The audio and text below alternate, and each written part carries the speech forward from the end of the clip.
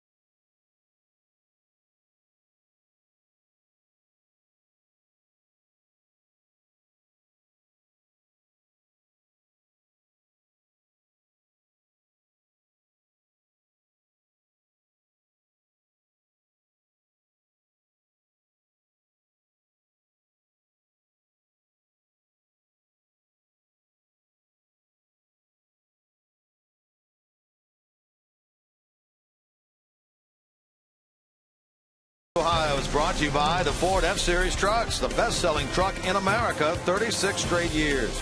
By Cincinnati USA Regional Tourism Network. Book your stay at CincinnatiUSA.com. And by Skyline Chili. Feeling good. It's Skyline time. Blue skies overhead here at Great American Ballpark as the Reds and the Padres get set to play the finale of this 3-game series and the finale of their 6-game season series here in 2013. You see once again today there are some clouds overhead. Let's take a more in-depth look at the weather, brought to you by your Tri-State Orthopedics. Here's Josh Knight from WKRC Channel 12. It's going to be another hot and humid one for the Reds game today. Temperatures get up into the mid-80s. Going to feel for the players and the fans more like we are in the low 90s. We have a chance for just an isolated shower there for about the first part of the game. Most likely going to be dry. The rain not the issue, but it is going to be a little bit on the uncomfortable side when it comes to the heat and humidity. Once again, your high up to 85. Last game of this series at 1:10. Let's go Reds. All right, thanks, Josh. Chris, let's take a look at the upcoming schedule because it could be very good for the Reds if they play well. Well, if they play to their potential, certainly if they play to what the paper matchups look like, they should dominate the Chicago Cubs, although they will face Travis Wood in the first game on Monday. That'll be a Matt Latos game. And then they go into Milwaukee. Now, Milwaukee, even though they've had injuries, they've had turnovers in their rosters, they are playing much better baseball in the last few days. Arizona, boy, you really ought to circle this zone right here because this Arizona series is very important because Arizona is the one team that is closest to the Reds right now for a wild card spot. Big 2 weeks right there laid out by Chris Welsh. All right, the finale of this series could get the Reds off to a good homestand closer and a good start to the road trip coming up.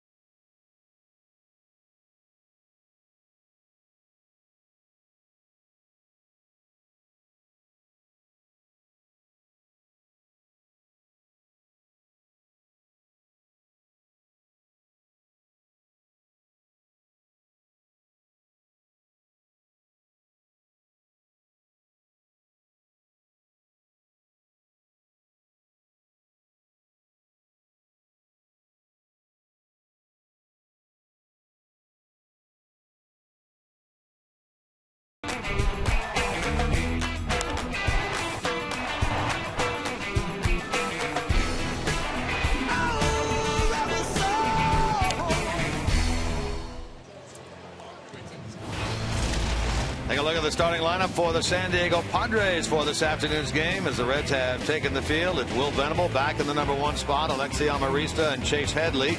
Cleanup man is Yonder Alonso, then Logan Forsythe and Jeff Decker. And the bottom three, Ronnie Cedeno playing shortstop. Rene Rivera catchers. Ian Kennedy making just his second start will pitch for San Diego.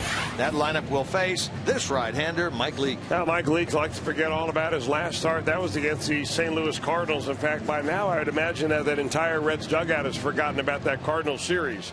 And they're worried more about this rubber game here this afternoon against the Padres. 23 starts now for Mike Leake, including today. Having a really good year. The best year he's ever had in his 4-year Major League career since picking since being picked in the first round out of Arizona State back in 2009. So Mike Leake gets to pitch against his hometown team, the Padres, for the second time in a couple of weeks, and I'm sure he's awfully excited about it. And he, as always, depends on his defense. So let's take a look at that. Brought to you by your Ford dealers. Behind Mike Leake, Heisey, Chu, and Bruce across the outfield. Frazier is Turris. Phillips and Votto third to first. The battery of Leake and Devin Mesoraco. Mike Leake at 25 years old at 5'10", 185, ready to work to Will Venable. Left-handed hitting right fielder to lead things off for the Padres. Equal field and touch, and one pitch, one out. Well, you like to have it right there. One pitch, one out on that tapper down the first base line for Will Venable. Alexi Amarista will come up there. Another hot, humid day today here at Great American Ballpark. 84 degrees game time temperature. Reds a winner on Friday night, 7-2. Great job by Bronson Arroyo. 1 run allowed in 7 innings. Nail biter last night, won by the Padres 3-1, thanks to those 2 unearned runs they picked up in the first inning. Now today, the rubber game of the series. Amarista did not start last night. Did get into the game, had 1 at bat, was 0 for 1. Starts the afternoon at 261. 5 home runs, 25 batted in. That is the crew chief, Joe West, calling the balls and strikes here today. His compadres, Sam Holbrook at first, Adam Hamari at second, Rob Drake at third. Mike Leake making his 3rd career start against San Diego. Record of 0-1, 5.19 ERA. Chris talked about that start he made against San Diego out there. That was the 2-1 loss on the Chris Denorfia walk-off home run. No runs, 4 hits, 7 innings. He threw 106 pitches in that game. Nice reaction by Frazier to his right at third, and a perfect throw across. And Amarista is retired. Yeah, Todd Frazier had the night off last night. He comes in here refreshed. You got to be ready. See how he sat ahead of time right there, expecting the ball to be slapped down to him at any moment. Got a 3-1 pitch. Amarista just trying to go the other way with it, and there was Frazier a couple of steps in from third base. So 2 quick outs on 6 pitches by Mike Leake, and he deals now with a switch hitting third baseman Chase Headley. Easy hitting. Votto makes that play. A 7-pitch first for Mike Leake, and the Padres go in order in number 1.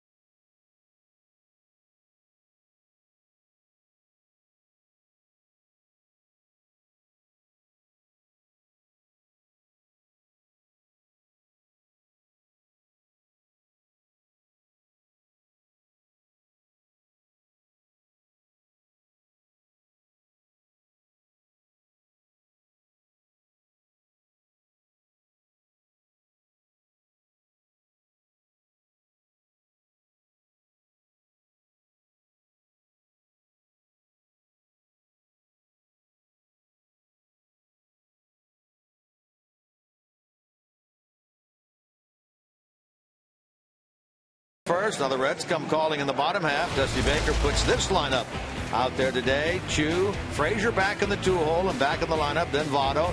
Middle means Phillips, Bruce, and Heisey, who's out in left field. Mesoraco 7. Cesar is Turris, the started shortstop today, and Mike Leake on the mound against this 28-year-old right-hander, former Arizona Diamondback Ian Kennedy. Yeah, recently acquired, however, by the Padres from that Arizona Diamondback team that you talked about. He went over there for a left-handed reliever named Joe Thatcher. So the Diamondbacks needed some relief help. The Padres have been looking for starting pitching help, and they had somewhat of a veteran in Ian Kennedy. Just a couple of years ago, Kennedy was 21-4, and he finished 4th in the National League Cy Young Award. So he's got it in him to have some pretty good games, obviously, and he's pitched a lot of very good games against his Cincinnati Reds club over his career. Now Shin-Soo Choo steps in to lead it off, facing Ian Kennedy for the first time in his career. Yeah, you talk about the Padres needing some starting pitching. Kennedy, the 10th different starter that Bud Black's team has used this year. Choo at .278 with 15 homers, 35 runs batted in. In the series, 0 for 8. Now the Reds leadoff man, 1 for his last 15. Into left field, and Jeff Decker handles that. So 2 pitches and 1 out here in the bottom of the first. How about the Padres defensively behind Ian Kennedy? Brought to you by your Ford dealers. Jeff Decker just called up yesterday when Carlos Quintman on the DL gets the start today out at left. Amarista back in center. Venable over to right. Headley, Ronnie Cedeno, Logan Forsythe, and Yonder Alonso the infield. Ian Kennedy caught by Rene Rivera. Ronnie Cedeno, who was with St. Louis in the spring, Houston most of this year, recently signed as a free agent by the Padres, makes his second start for them. They are replacing, in effect, Everett Cabrera, who was suspended for illegal use of performance-enhancing drugs, all part of that biogenesis, as Chris said yesterday, biogenesis debacle here in 2013. 1-1 to Frazier. Todd jokingly said, and we assume he was joking after the game on Friday, if I didn't get a hit on Friday, I was not going to come out for the big fireworks show with his soundtrack. He did get a hit, of course. In fact, he had 2 of them. He was 2 for 4.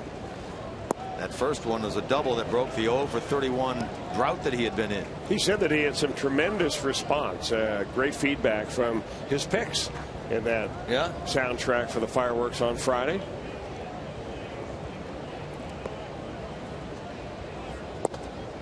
Had some oldies, had some newer stuff, had some hip hop, had some Frank Sinatra that he finished up with. Well, I bet the folks enjoyed that. But the ones here today would enjoy another 2-hit day from the Reds' third baseman.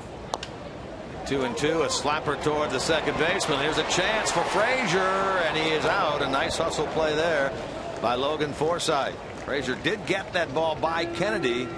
Forsythe did a good job making the play. We've seen Logan Forsythe all over the place. He made a dandy play last night against Jack Hanahan going up the middle. This time he comes in as a second baseman. Last night he was a shortstop. Here he plays second.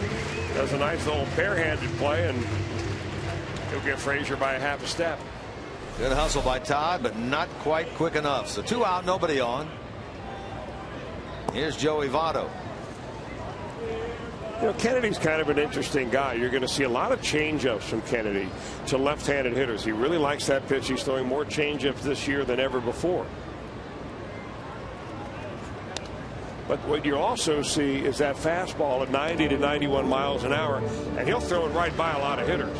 And he's not a big guy. In fact, you've got a matchup today of a couple of pitchers that many scouts would say that are just too small to be major leaguers.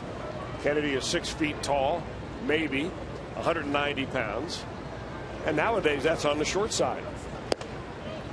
But what he does, it's different than a lot of other pitchers in the major leagues. He gets really great extension. If you look at his stride is longer than his height, and that gets him closer to home plate when he releases the ball. So his 90-mile-an-hour fastball is effectively 92 or 3 to the hitter, and that's one reason why he can live up in the zone with a fastball that you would think on the radar gun looks rather pedestrian, but actually he's throwing it right by these hitters. So what we're seeing today from Kennedy is the total opposite of what we saw yesterday from Ross. In terms of that stride. Yeah, you're right. I mean, if Ross had the same stride, he would stride close to 7 feet towards home. Kennedy is 6 feet, but he strides about to the effect of, say, 6'2" or 6'3".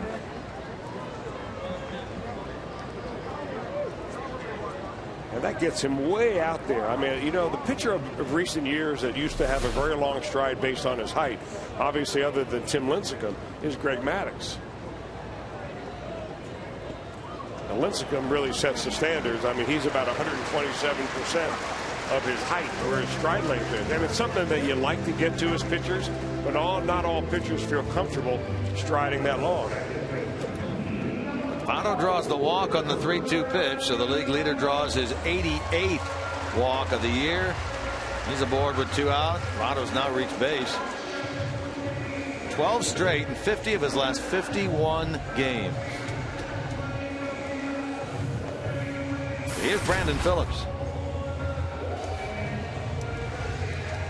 Brandon last night 1 for 4, increasing his hitting streak to 4 games.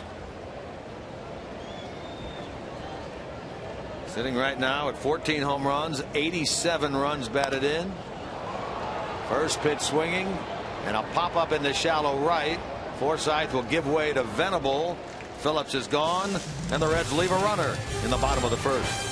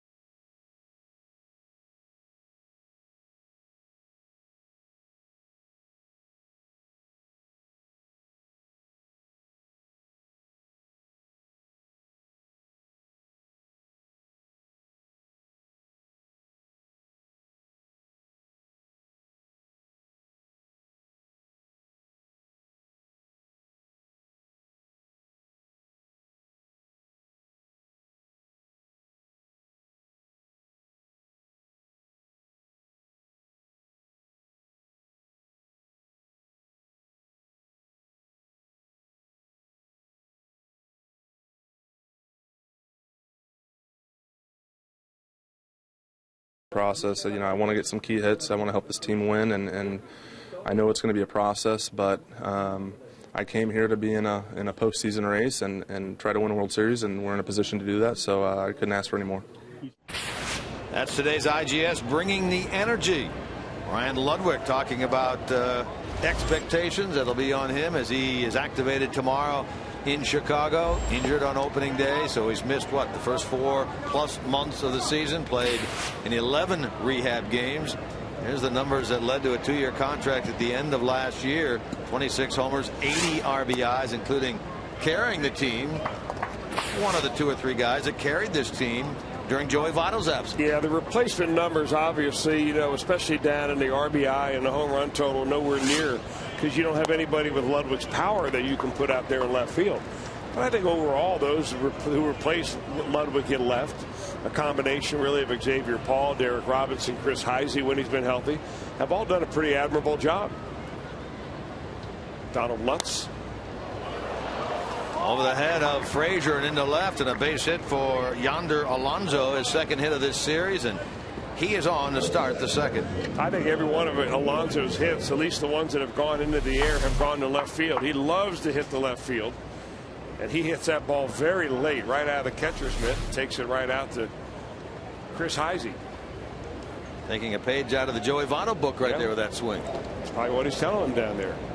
Of course, Votto will tell him, well, if you're taking a page out of my book, you're taking a page out of Ted Williams' book. Right.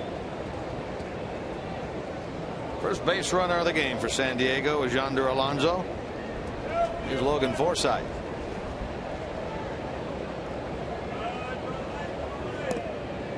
Reds got a real break yesterday. They lost here 3-1, but the Cardinals lost 6-5 to the Cubs in St. Louis. Colorado gets 5 in the 6th inning at home last night after a 2-hour rain delay and comes back to beat the Pirates 6-4.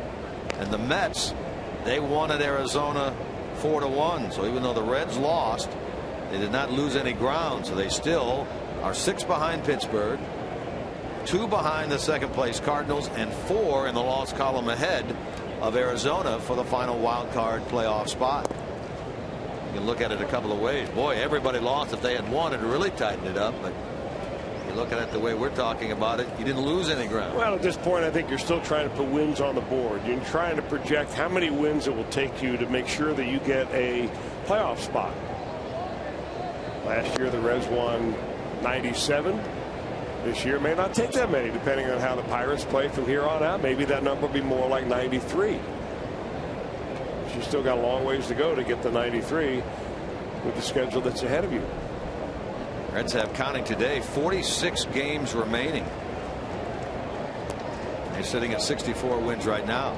93, that's 29 out of 46. That's a pretty good winning percentage. Yeah. Dusty Baker's club trying to get into the postseason any way they can, preferably, of course, as division champs. But remember, the Cardinals made it to the NLCS last year. They were the second wild card team. Had to play on the road in Atlanta in that one-game playoff and won that. Then defeated the Nationals. And at one point had a 3-1 lead over the Giants in the NLCS before the Giants stormed back. I thought it was interesting what Dusty said before the game and his meeting with all the writers today about looking behind as far as the scoreboard goes. I mean, he's a scoreboard watcher. He watches a lot of baseball, goes to bed every night watching baseball. But he says, you know, I never, was it Jerry Rice that he referred to, the great football players? I never saw Jerry Rice look behind him once he caught a pass. So he wants to look ahead to see where he's going, and I think that's what Dusty's philosophy is, looking at the teams like the Cardinals and the Pirates that are ahead of the Reds instead of the Arizona Diamondbacks. You know, the old Satchel Paige saying, don't look behind back. You might see somebody coming. Somebody catching you. Yeah, he threw out that quote from Satchel Paige. Did he? I didn't realize that. Okay. You just didn't hear it. Yeah.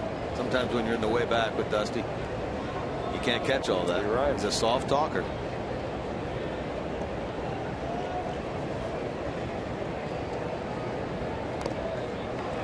Just staying alive is Logan Forsythe. He's hanging right in there. For a guy with a .214 batting average, he seems to have pretty good bat control. What Mike Leake is looking for is his 20th ground ball double play of the year.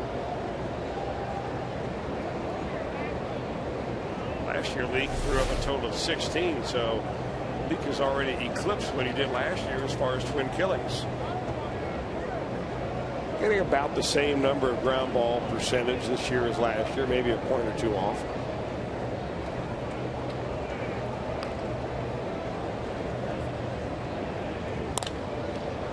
Solidly into left field, and a base hit there by Forsythe. So for Logan Forsythe, only his 3rd hit against the Reds this year, but now the Padres, a little something started. 2 on, nobody out.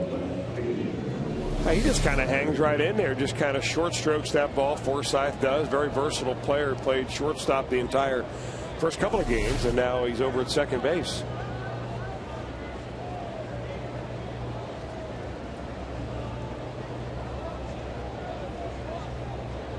So now you're really looking for the ground ball, or in the case of the Reds, Todd Frazier's looking for a bunt. He's very close in at third base. Jeff Decker, a young man that we have not seen in a starting role, just called up yesterday when Carlos Quentin went on the DL for San Diego with a knee problem. Decker's been up and down 3 different times this year between their AAA club at Tucson and here. He's having a pretty good year with the Tucson club, hitting .293 with 9 home runs. Playable in foul ground. Mesoraco gives way correctly to Frazier. Frazier makes the play. Now, yesterday you talked about Mesoraco hanging on to that mask. Did you see that throw there? Yeah, he fired it away that time. This is a much higher pop-up, and when they go high right behind home plate or right around home plate like that, it really has a lot of spin. I mean, he's going to fire that baby almost all the way into the on-deck circle before Frazier makes his way in there to call him off. I think he said something actually to Ronnie Cedeno afterwards, who's over there in the on-deck circle. Speaking of, here's the veteran Ronnie Cedeno. Second start with San Diego. Mentioned earlier, went to spring training with the Cardinals. They, of course, have had their shortstop issues this year with Rafael Furcal going down. Cedeno signed with St. Louis, released by the Cardinals at the end of spring. Has spent most of this year with the Astros, where he hit .220. Released recently by them and signed by San Diego some 10 days ago. He rolls one out in the left. That's going to be a hit for Ronnie Cedeno. His first as a member of the Padres, and 3 singles have loaded things up for San Diego here in the second. Yeah, 3 singles, all to almost identical spots. This one on the ground between the third baseman and shortstop. The Padres are wearing out that little left field spot for base hits here in this inning. Mike Leake gave up a total of 4 hits to the Padres in 7 innings in that game out there on July the 29th. Now here he is, having given up 3 in the first inning on this Sunday afternoon, and now he gets the catcher Rene Rivera. Nick Hundley caught the first 2. Rivera in there today, just up a little over a month ago from AAA on the 7th of July. He was absolutely crushing things down at AAA in the PCL. His average down there, .343 with 5 homers and 38 RBIs. He was a Pacific Coast League All-Star, although he had been recently called up to the Padres, so he did not play in that game.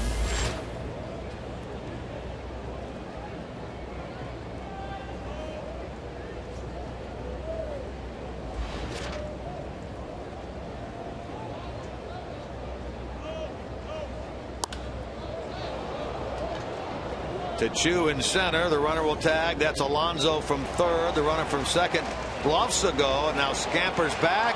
Wide throw. That's going to get a runner over to third and maybe a second run home. Glenn Hoffman will wave the runner around. 2 runs are going to score on the play. There will be another error involved on Cincinnati, and the Padres have taken a 2-0 lead. Boy, oh boy, the Reds specialized last night in giving the Padres extra chances, extra runs. And what should have been just simply a sacrifice fly to plate 1, plates 2 with a man now going to third. Here's the throw by Chu. It's going to be cut off by the shortstop, Isurus, and he sees the runner off the bag right there, but he throws it so far wide that Phillips can't even make an attempt to get to it. He would have just dove right into the sliding runner. So there's nobody backing that play up. Really, you didn't expect to be. And the error on the Red shortstop, boy, that one hurts. Error on Cozart. Pardon me, error on Isurus. Now a tapper back to the mound, and Leake will throw in time to first to retire Kennedy. E6 on Isurus. Second run does score, and the Reds come up in the bottom of the second, down 2-0.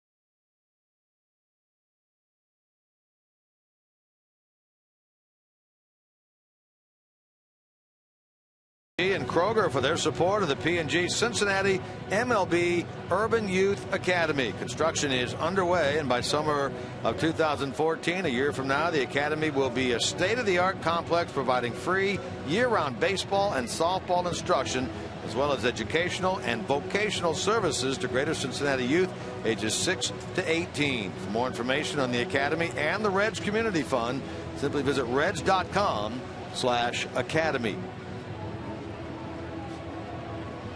2-0 San Diego, middle of the second inning. The Padres get 2 runs, 1 earned, 1 unearned. And the throwing error by Cesar is Turris, and so now they will work from behind on this Sunday afternoon against Ian Kennedy, Jay Bruce, Chris Heisey, Devin Mesoraco here in the bottom of the second. Bruce starts the day at 273. 24 home runs, 79 runs batted in.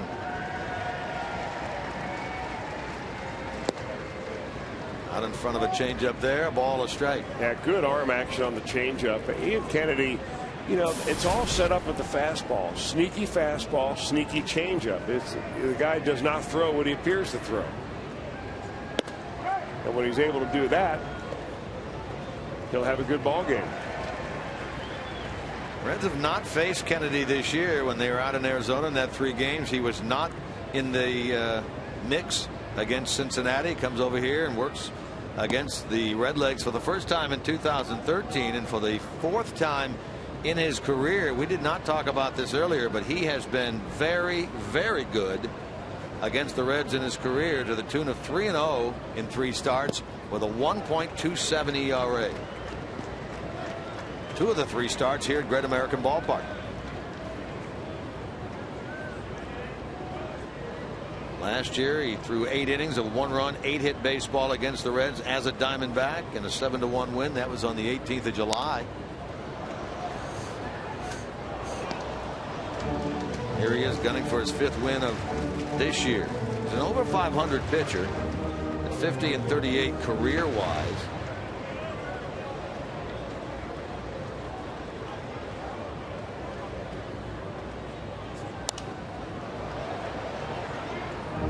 Bruce battling here to start the bottom of the second. Jay was on twice yesterday via the walk. He was 0 for 2 in the game. He's 1 for 6 in the series. His RBI total at 24 is 5th in the league. His run batted in total at 79 is 4th. He is a strikeout victim here, the first of the game for Kennedy. Yeah, he's got such confidence in that changeup. He's thrown it inside to Jay Bruce, and here he just pretty much throws it right down the middle, hoping that his arm speed will fool the hitter, and it really does.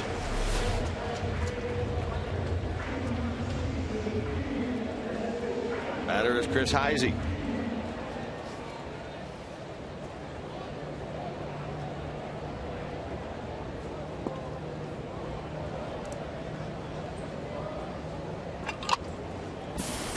Highlighted on the open the fact that Ian Kennedy has but 1 win this year on the road in 13 starts. That was way back on the 1st of June at Wrigley Field, Chicago.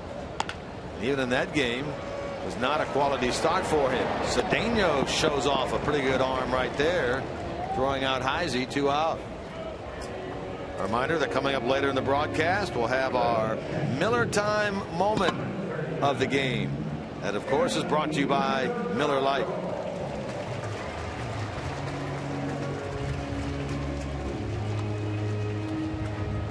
So 2 out, no one on. The batter, Devin Mesoraco. A game against the Cubs. Kennedy, 7 innings, 4 runs, 3 hits in a 12-4 Arizona win. His lone victory in 13 road starts in 2013.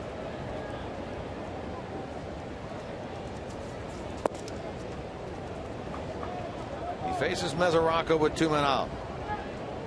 253 average, 8 homers. He's driven in 33. Caught the night game last night, had a hit in 3 trips. Catching the day game today with Leake on the mound, someone he has caught all year.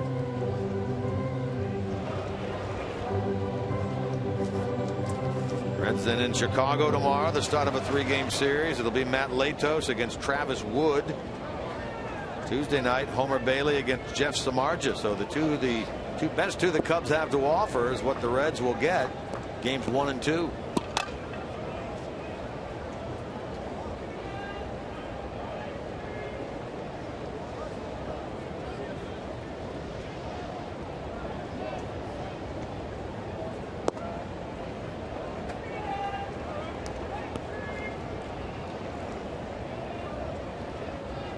Cub Cardinals will get underway in 35 minutes at Busch Stadium. Cubs going for the sweep. Former Cardinal Edwin Jackson is on the mound for the Cubs today against Joe Kelly. Ball 4. So as in the first, Kennedy issues a 2-out walk. Does the same thing here in the second.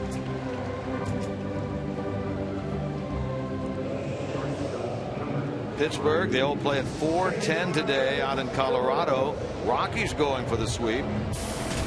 Jeff Locke will go in that game for Pittsburgh. Arizona, they play at 4:10 against the Mets.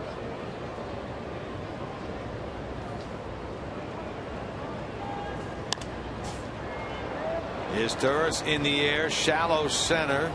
Amarista there, and the inning is over. So the Reds have had 2 walks, 2 base runners left through 2.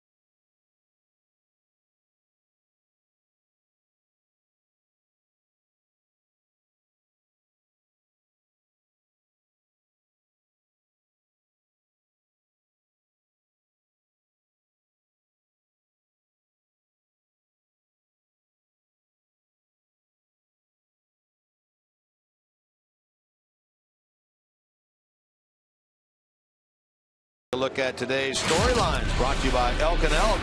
Serious lawyers for serious injuries. Call 1-800-ELK-OHIO. Here's the National League Center now since the All-Star break in terms of records. Pirates the leader. Look at the Brewers, 13-10. You mentioned that earlier. Pretty good out of the gate after the break. Yeah, they really have been, considering the fact that they're not nearly the team that they thought they would be, especially with some injuries they've had. Ricky Weeks now out of their lineup for the rest of the season. The Pirates are really the one team that is taking control. The Cardinals have not played well at all, but they're still looking pretty good as far as having a spot in the wild card race. Well, remember, the Reds have 13 games remaining against those 2 teams. 6 against the Pirates, 7 against the Cardinals, including 6 of the last 9 games of the year against Pittsburgh. Well, some big swings can happen in those kind of series. Yeah. But you don't want to have to go into those series thinking that you need a sweep. And the other team only needs to, say, win 1 out of 3 in order to lose all those games. That's when the difference between a sweep and winning 2 out of 3 means is a huge number of games that you need to jump in the standings. Now, Oakland was in that situation last year. They pulled it off, but the chances of that happening obviously aren't very good. Well, you're right. But if you do it with some great pitching, and the Reds have had great pitching all year long, That's a swing and a miss and a ball that got away, and that's going to put the runner. No, they're going to call him out. Joe West signals out at home plate. Let's see if we can catch what happened there. It's a swing and a miss. Mesoraco was looking back at Joe West. Venable took off. Bud Black trying to get an understanding of what happened.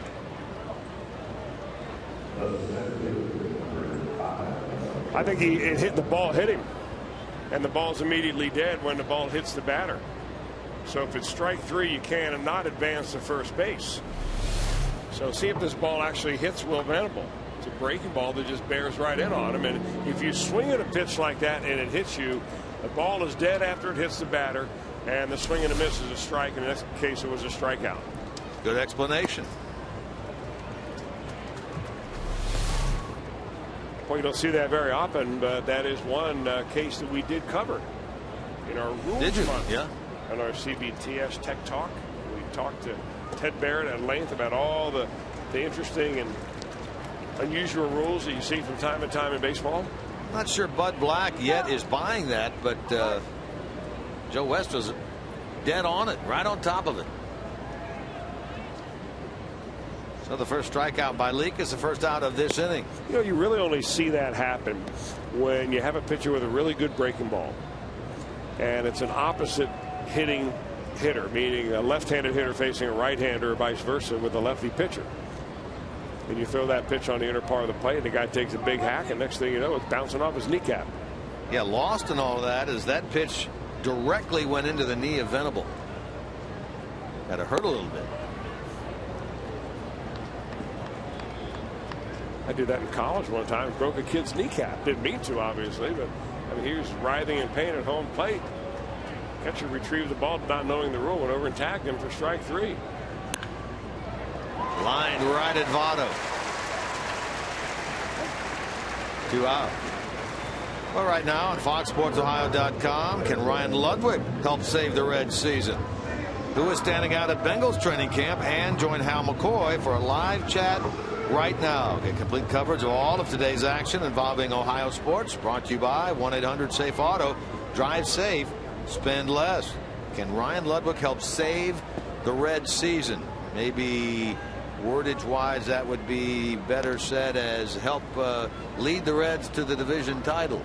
I don't know that the season is a lost season.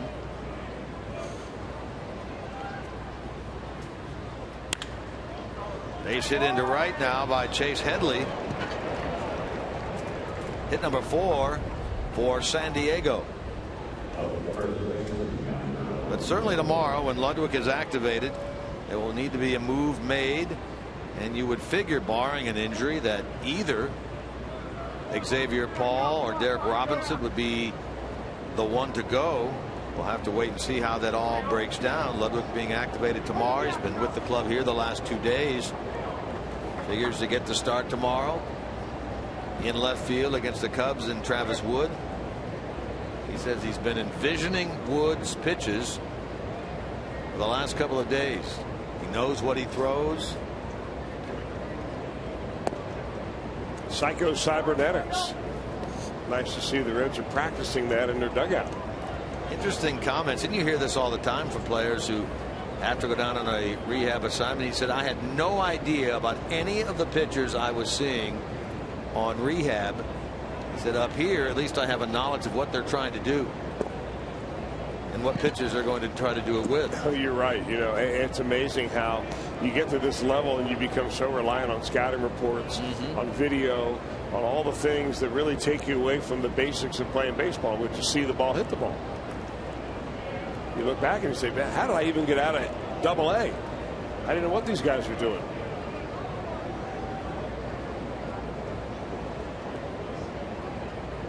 Alonso a base hit his first time. And I think to that point, sometimes all the scouting can be a little bit overdone. Sometimes you have, you know, paralysis by analysis, so to say, where you know so much about the opposition, you're looking for certain pitches, and you kind of take away the natural ability of just trying to put the barrel of the bat on the baseball.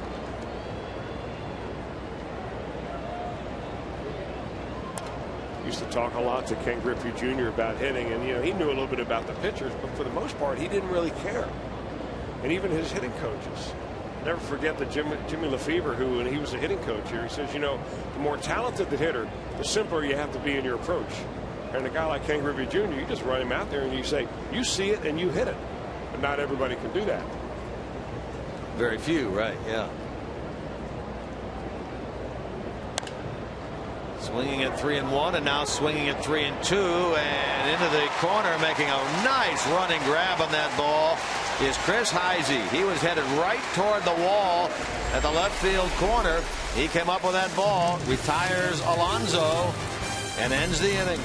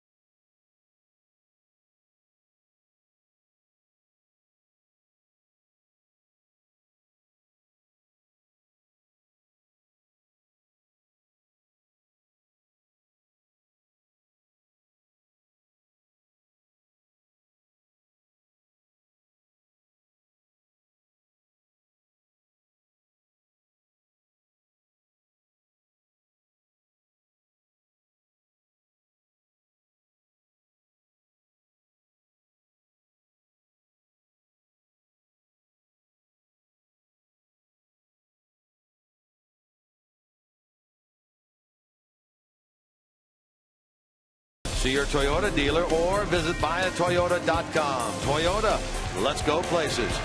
And by the JTM Food Group, let's create great dishes together. Nice comfortable setting there, overlooking the river. Other side, the ballpark. Reds come up bottom of the third, down 2-0.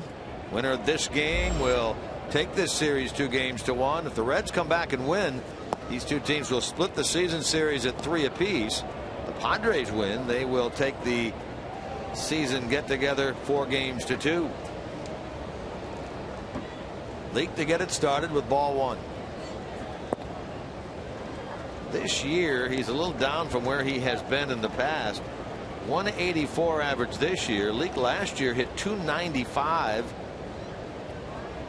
with 18 hits, including a couple of home runs, although he did recently have a 3-hit game.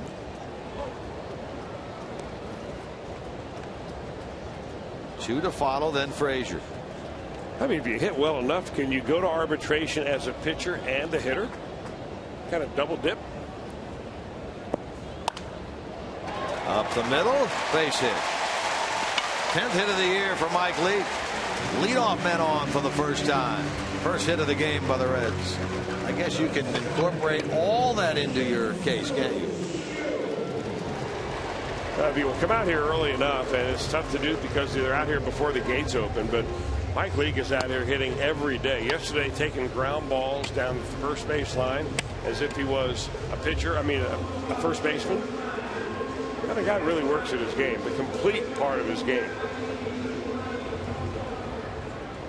Here's Chu. Slide to left to get the Reds' first inning started. And to break out of a little slump he's in, 0 for his last 11.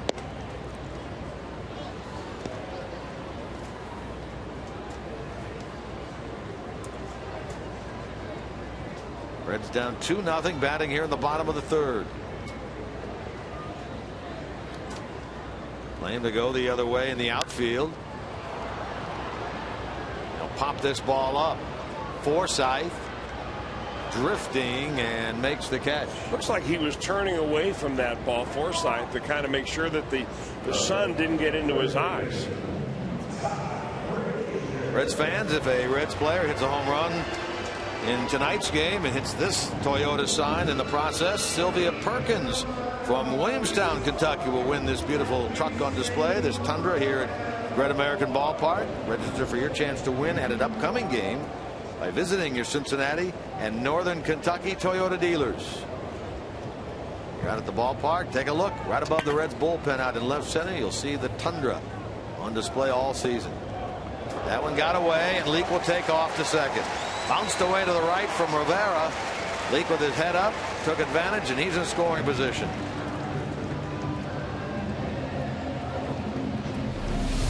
That little breaking ball that just kind of has a life of its own. That's not a breaking ball. I think it was just a fastball. He tried to just feather on the outside corner and just got underneath the glove of the Rivera, the catcher.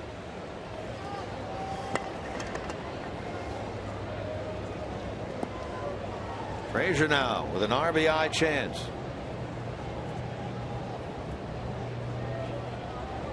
He did have the 2 hits on Friday, but he's only had 1 RBI in his last 15 games. That was back on the 23rd of July at San Francisco. He's played 14 straight games without a run batted in. Even longer in terms of the home run drought. His last home run, talking about Frazier, came on the 1st of July against the Giants. He's closing in on 2 months with only 1 home run ball.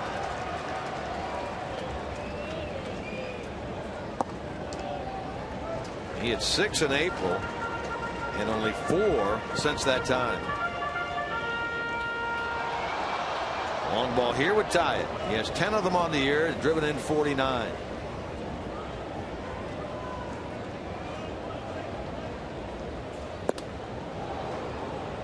Wait.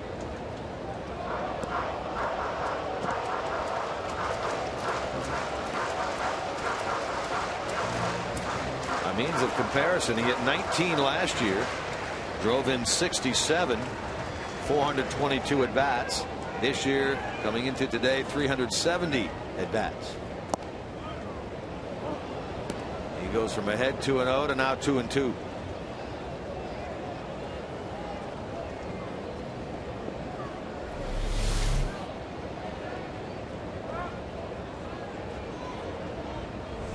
That one looked like it drifted from the outside part of the plate all the way across the dish. Had a lot of run.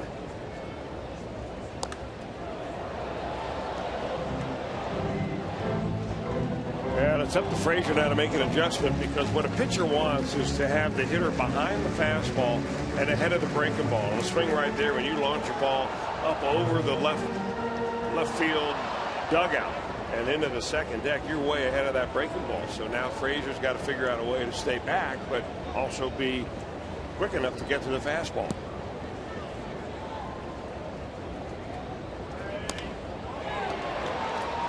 To left field, out there to make the catch is Decker. And that's the second out. Todd is 0 for 2.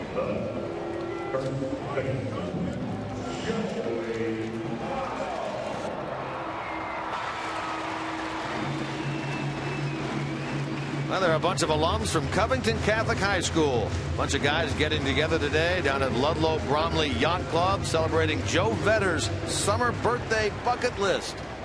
Watching the Reds game here on Fox Sports Ohio, we want to say a big hello to Joe Vedders and company. Big birthday bash today down at the Ludlow Bromley Yacht Club. How about that? They'll be rocking and rolling down there now. Can guarantee.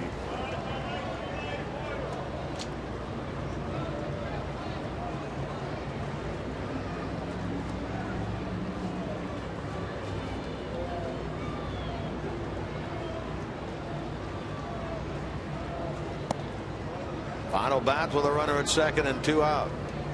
Joey walked his first time. Talked yesterday about how well he has done in the month of August. He had been 10 for 20. Now 11 for 23. He represents the tying run.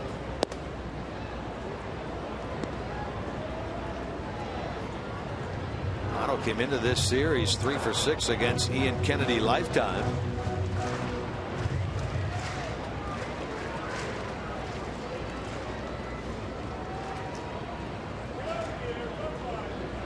Leadoff single by Leake. He advances second on a wild pitch. Reds trying to get him home, dent the scoreboard. Cedeno throws low, but a good scoop by Alonso. Votto gone, and we are through 3 here in Cincinnati on this Sunday afternoon.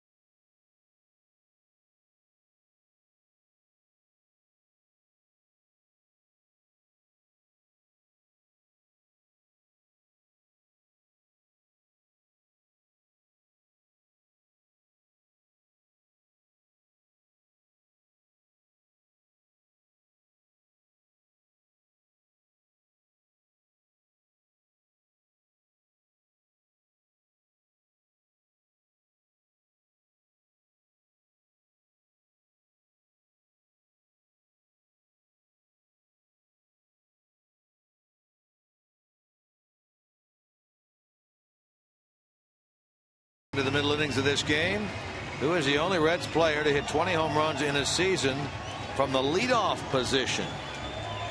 Only Reds player to hit 20 home runs in a season from the leadoff position. Then a modern era player, I'm wondering aloud.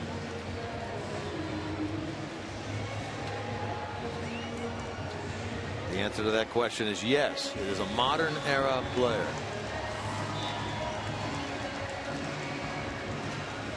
Anything running around in your head? I don't know. I mean, how much did Eric Davis lead off?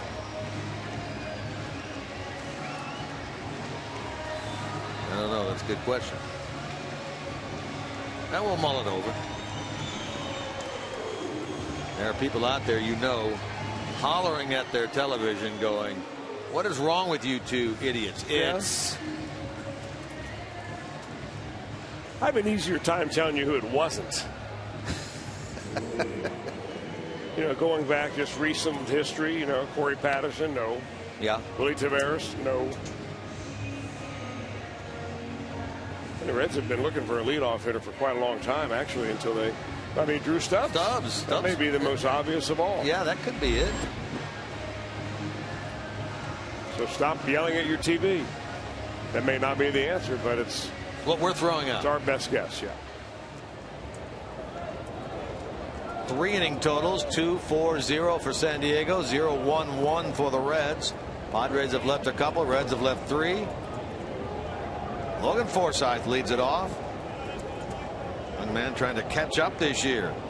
Wasn't activated until the 10th of June. He had a right foot injury out of spring training. Hit a home run in this series. In fact, Forsythe's home run was the first run of the series for the Padres. It came in the 5th inning on Friday night. He gets ahead here, 2 balls and a strike. Base hit into left his first time, and it was Forsythe who was at second base, who his tourist tried to throw behind to Phillips to catch him too far off the bag on the sacrifice fly by Rivera in the second. The throw went awry. Forsythe was able to come around and score, making it 2-0.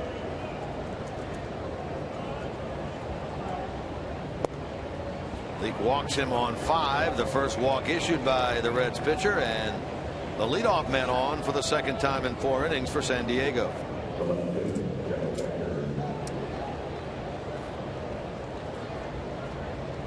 That'll bring Decker to the plate.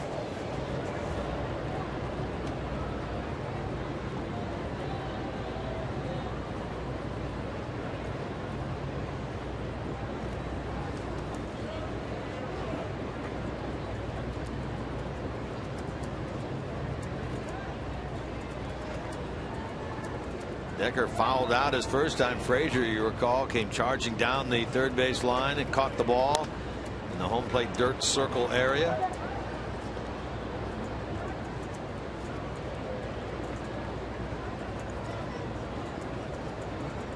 Decker out of the Phoenix area. In fact, he went to high school in Peoria, Arizona. Sunrise Mountain High School. Was a first-round pick by the Pods back in 2008. Arizona Player of the Year his senior year in high school.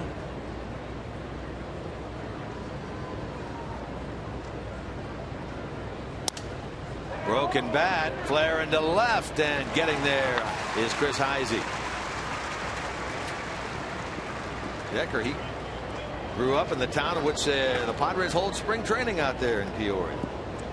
Well, swing for the fences with the new Home Run Derby mobile game from MLB.com. Choose one of 32 Home Run Derby competitors, including everyone from the 2013 Derby. Arcade mode brings high-impact thrills as you compete for the highest scores in a Derby mode that recreates the authentic Home Run Derby experience.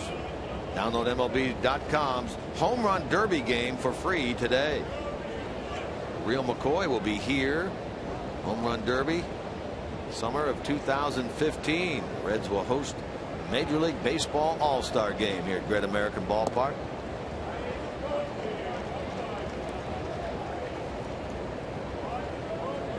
Ronnie Cedeno bats with a runner on and 1 out.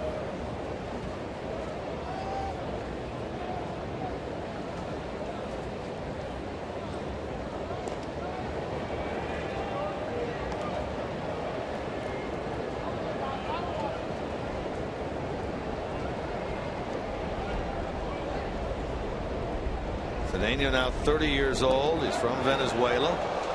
Close over there at first base. Yeah, that was one of those throws where as the runner was walking off, Leake throws over very quickly.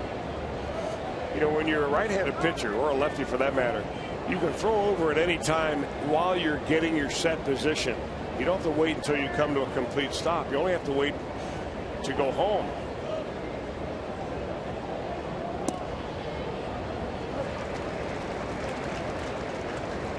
Today, you can hardly believe that pitch.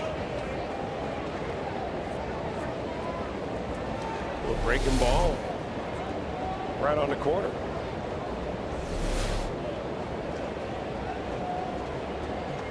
Cedeno rolled one through the left side into left field his first time.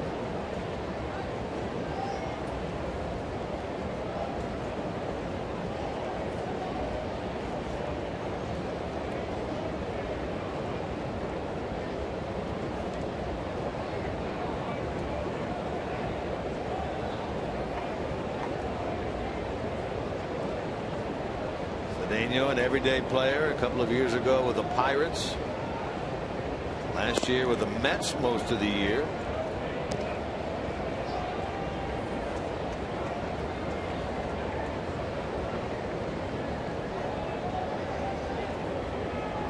Career .244 hitter, Ronnie Cedeno. Forsythe at first with 1 out.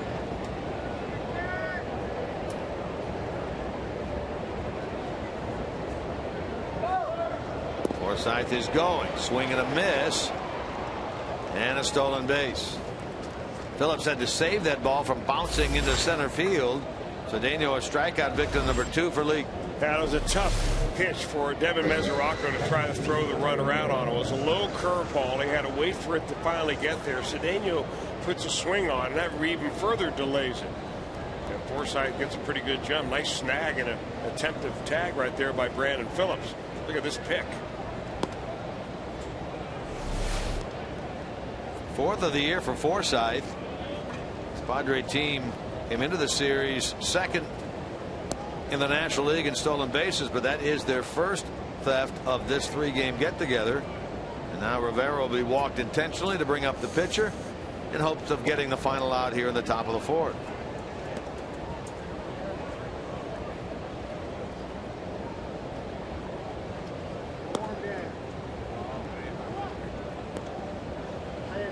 Free pass completed to Rivera. So now the pitcher Ian Kennedy tapped one back to the mound his first time. Comes up with 2 on and 2 out. And a 2-0 Padre lead here in the 4th.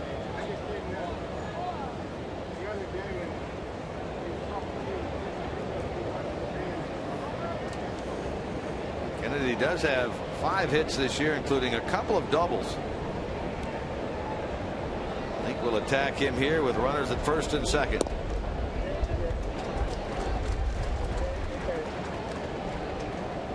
Now Kennedy's got 1 run batted in this year. It came when he was a member of the Arizona Diamondbacks against the Padres.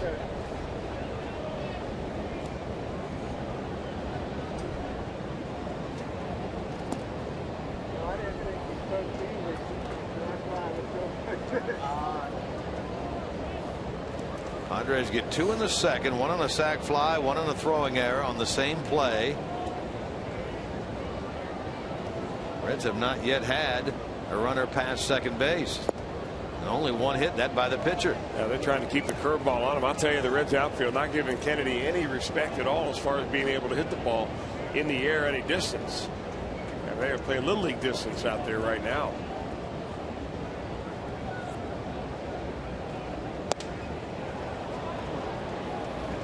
Now he falls behind 3-1.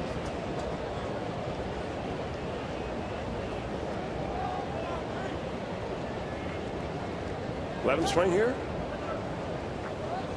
You tell me. Absolutely, yes. 3-2. Now the runners will be on the move. Of course, it could be philosophy if you're Bud Black thinking he's going to get as good a pitch on a 3-2 count as he gets on a 3-1 count. You would suspect he might get the same one right there, wouldn't you? Well, one you can definitely throw a strike. There go the runners. And we'll do it again at 3-2 to the pitcher Ian Kennedy. Forsythe, who stole the base, back to second. Rivera over to first. Padres, they'll head out to Denver. Start a series against the Colorado Rockies after today's game. Reds head a little bit north and west to Chicago. Another 3-2 spoiled by the pitcher Kennedy.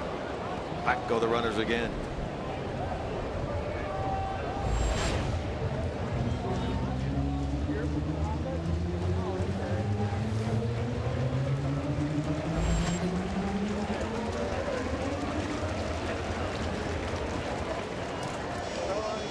League at 64 pitches now. Remember, he had that 7-pitch first inning.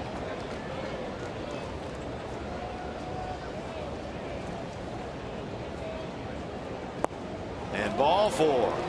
Now Kennedy fouled one down the left field line, fouled one down the right field line at 3-2, and gets one low and outside that he laid off.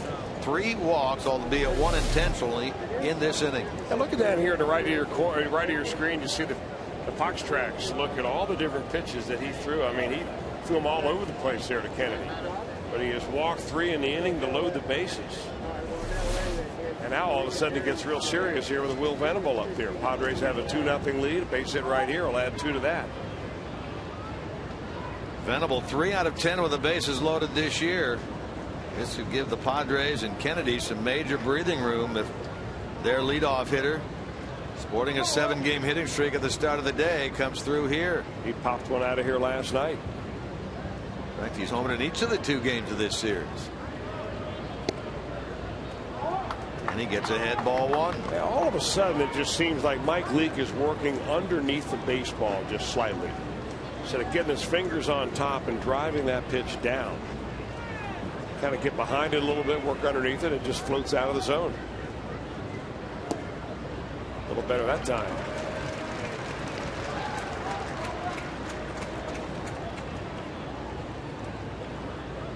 Career best 15 long ones for Venable this year.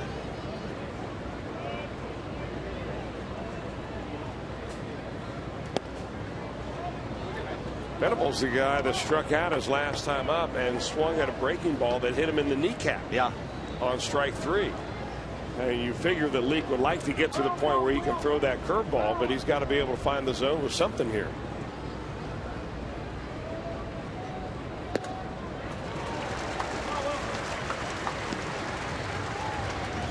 Now you want to get a decision right here on a 2-2 count. Here's the fastball. He throws right by him. So Venable, this is the decision pitch.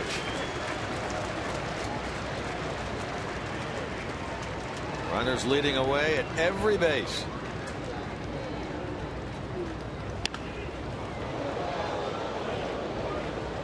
Mentioned he's homered in both games of this series. Friday night in the 8th inning against Alfredo Simon was his 14th. And yesterday, Venable in the 8th inning against Manny Parra. A little bit of a backbreaker there to right, made it 3-1.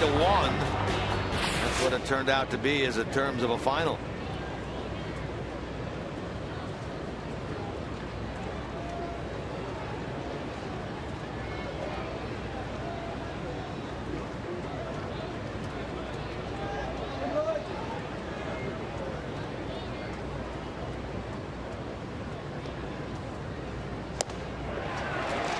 Got him. Great location there for Mike Leake.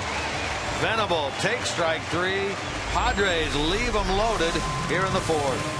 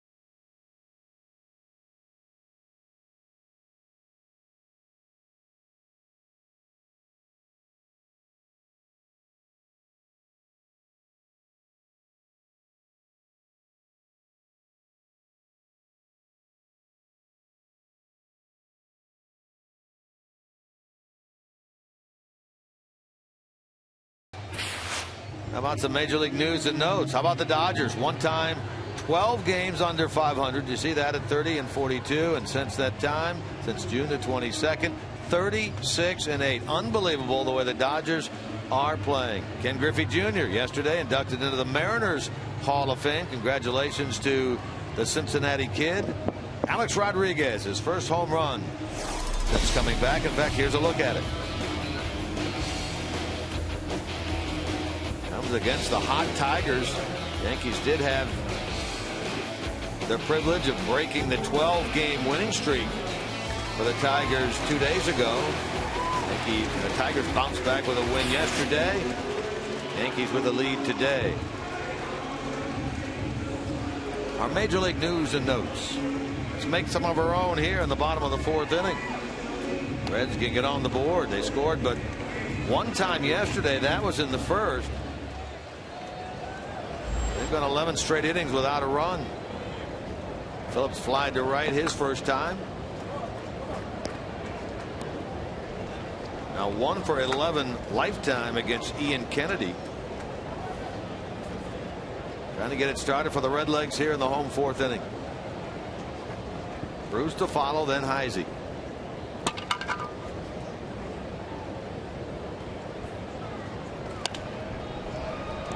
Big chopper to Headley. And the leadoff man is gone. Yeah, back-to-back curveballs right there. He missed with the first one to Phillips. He came right back with it, but he shook off Rene Rivera, the catcher, a couple of times to get to it. He must have just had a feeling. Sometimes pitchers do. They just have a feeling that a certain pitch is going to work for him, and he went right with it and got the ground ball. So now it's Bruce, a strikeout victim his first time. Not a very good homestand for Jay, although he does have a pair of home runs. He hit homers in each of the Oakland games, but only 4 hits, 25 at bats during this homestand for Bruce.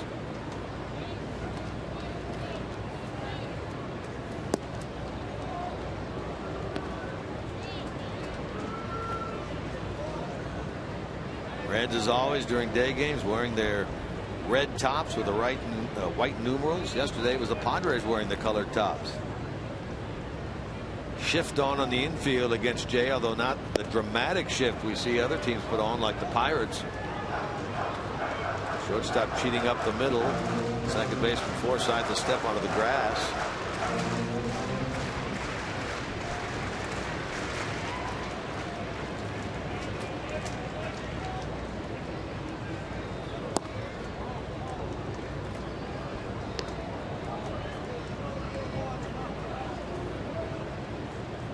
Heisey waits on deck.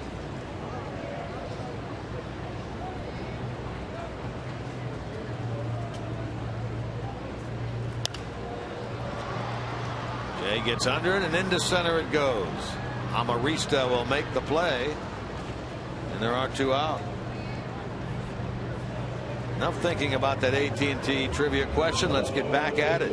Take a look at the question again, and the answer is the only Reds player to hit 20 home runs in a season from the leadoff spot. We kind of threw out Drew Stubbs, but it was Cal Daniels back in 1987 who hit 22. Hard hitting Cal Daniels. Well, that guy can lay out some line drives. He a teammate of yours? Yes, he was. The year before. Hey, boy, you talk about a guy that had hitting talent, but he really didn't want to work a whole lot on the rest of his game. To Cedeno by Heisey, and a 1-2-3-4. The first turned in this afternoon by Ian Kennedy.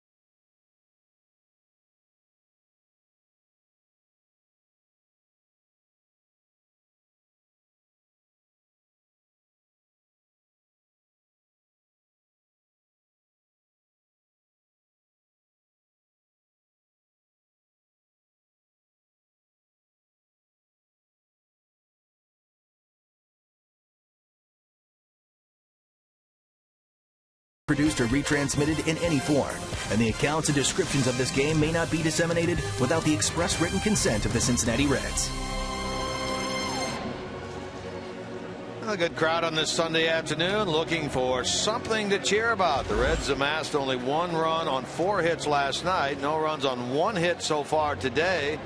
Trying to break through against this Padres team that, while they had been pitching better lately, came in with the 3rd worst ERA in the National League and having given up the 3rd most runs. Amarista into right center, and drifting to his left, Chu makes the catch. So 1 pitch, 1 out, inning 5. Amarista 0 for 3 today, nothing out of 8 in the series. Here's Chase Headley. Well, we've had good crowds at this ballpark all weekend long. Of course, the Cardinal series had huge crowds. Big crowds this weekend. Fireworks Friday was big. Yesterday also. Big crowd. Another one today. I see a few empty seats, but not very many at all.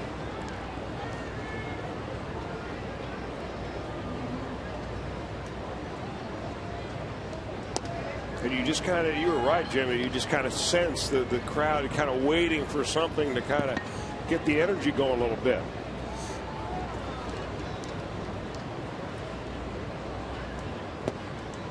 You thought maybe that strikeout with the bases loaded of Will Venable by Mike Leake may have given him a little defensive energy. Reds unable to do much at all in the inning against Kennedy.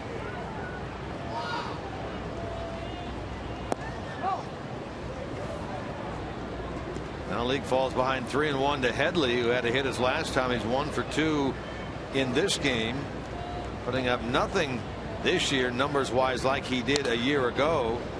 Of course, he did start the year on the disabled list with a fractured left thumb, missed the first half of April. This is a guy who led the National League in ribbies last year with 115, 35 to his credit so far this year.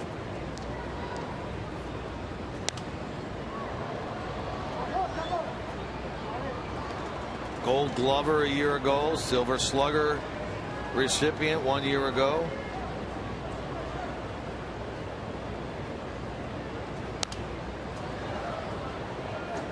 Well, that's the kind of pitch last year that Headley was just all over. I mean, he'd get the head through the zone, drive it into the gap, maybe out of the ballpark. And this year, he's just a hair late and fouling good hittable pitches straight back. Ouch. This could be tough. Frazier, nice play. Sawed that bat off in the hands of Headley, but he almost hit it in a spot when nobody could make a play. But Frazier came out of nowhere to get it. That's our John Morrell hot dog play of the game. Well, Todd Frazier has played Gold Glove defense this year. I mean, he comes a long way right there. Bare hands, fires across the infield.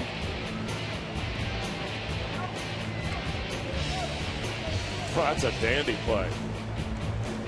You know, there you make a play like that and you reward your pitcher for making a good pitch.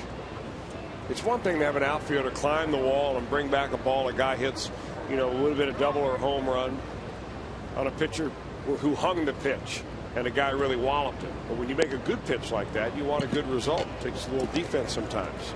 You know, you might be the first guy that has voiced that sentiment, but as I thought about it, I think, you know what, I think you're right. He has played Gold Glove type defense down there. There's no doubt about it. I mean, just you know, the one really bad indicator of how well a guy plays defense is how many errors that they've had. Because a lot of players will get to some balls that other players won't. Then they may have an error on the throw or something like that. But Frazier has just been steady Eddie on every different kind of play. We all focus so much on his offense and lately his offensive woes that you kind of forget about the fact that he has really transitioned himself into a fine third baseman. Well, if he wasn't playing good defense, he wouldn't be out there every day. The shift there pays off as this Turris short hops that ball, cheating off to his left. They get Alonso, and the Padres go in order in inning number 5.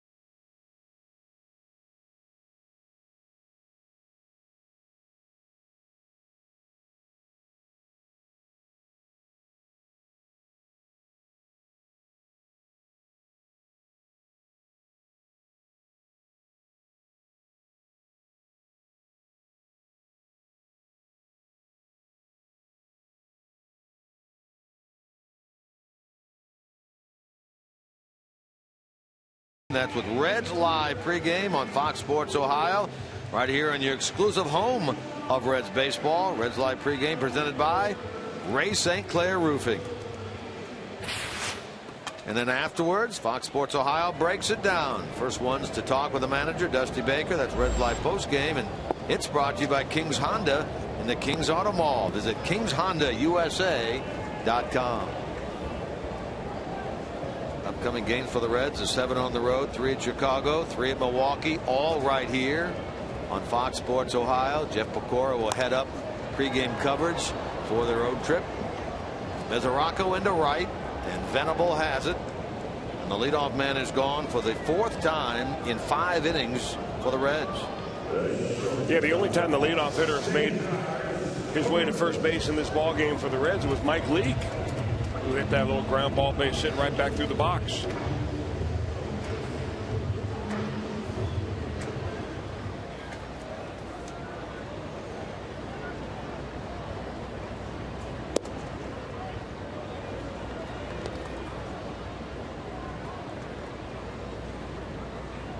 We talked about the fact that Ian Kennedy has not performed well numbers wise on the road this year. Just 1-5 in 13 starts with a 5.26 ERA. A lot of that was that blow up game that he had at St. Louis on the 6th of June when he gave up 10 runs in only 4 innings. Yeah, that'll do it to you.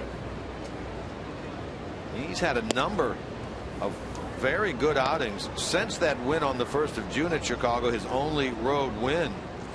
A number of very good road starts, and he was just not the winning pitcher in.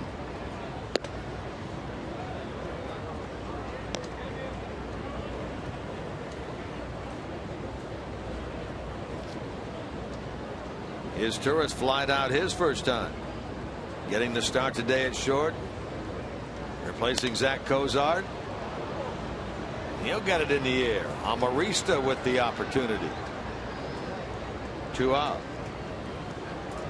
Sundays, remember, are family days here at the ballpark. Sunday, August the 25th. That's 2 weeks from today. You can see the Reds take on those Milwaukee Brewers. The first 8,000 kids 14 and younger.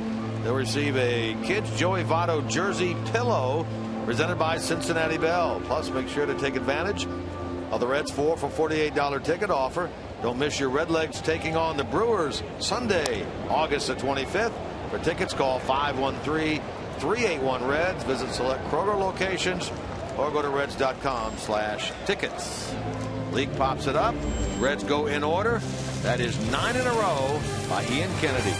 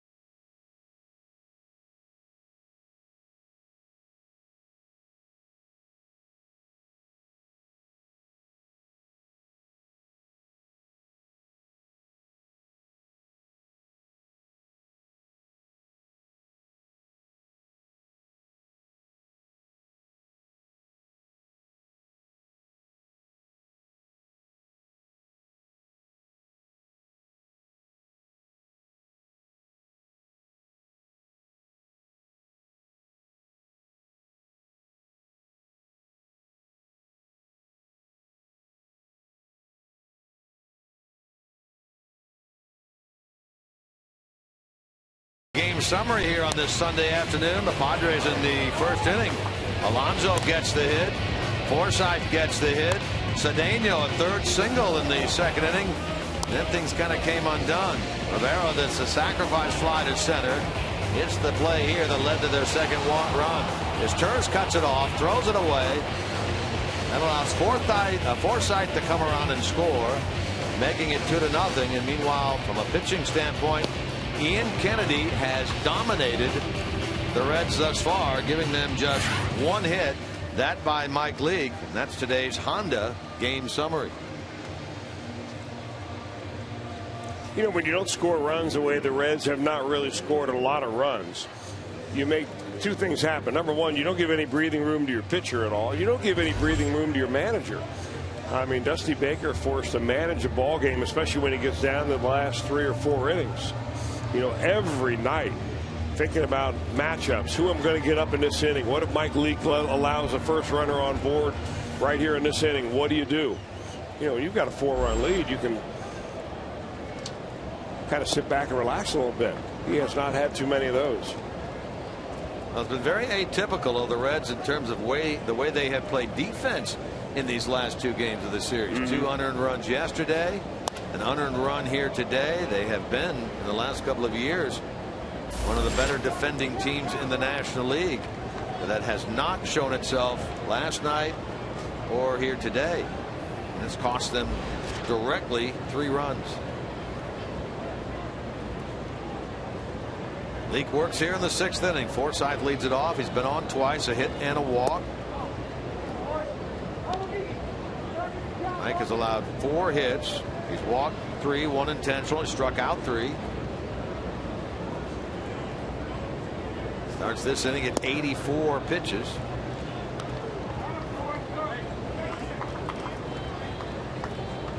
Jeff Decker waits on deck.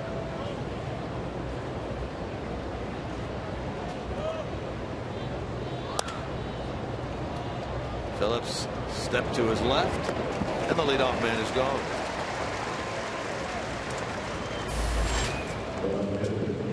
Five in a row now by Mike Leake. Worked out of that jam in the 4th inning, created via the walks. He was able to get Venable looking.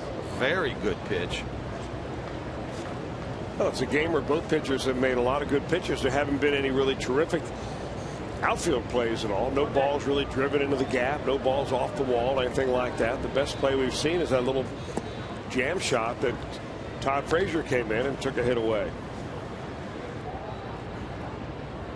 Decker's 0 for 2. A little soft liner to left his last time.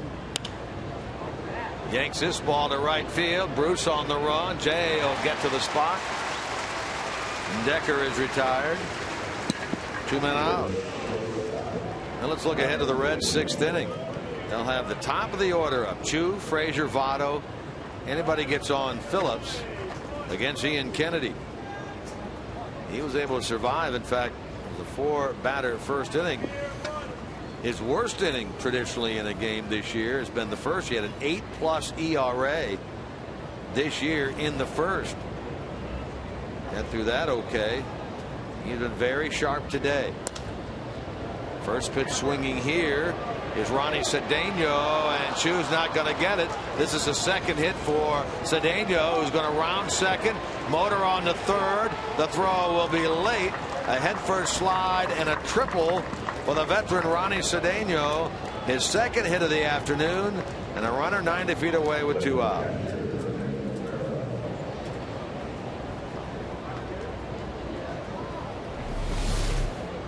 Now, no sooner do we talk about no balls off the wall than Ronnie Cedeno hits one that bounces a couple of times before it hits the base of the wall out there in right center field. Always known as more of an offensive player than defensive player.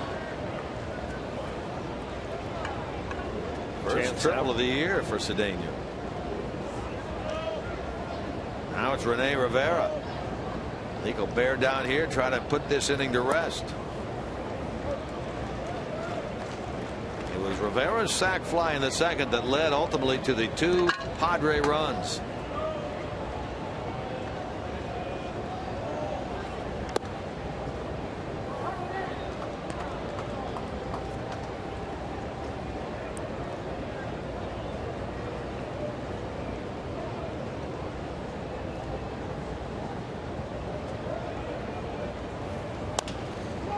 To the right side, Votto Feeds Leak. Rivera gone. And the triple wasted for Ronnie Cedeno and the Padres.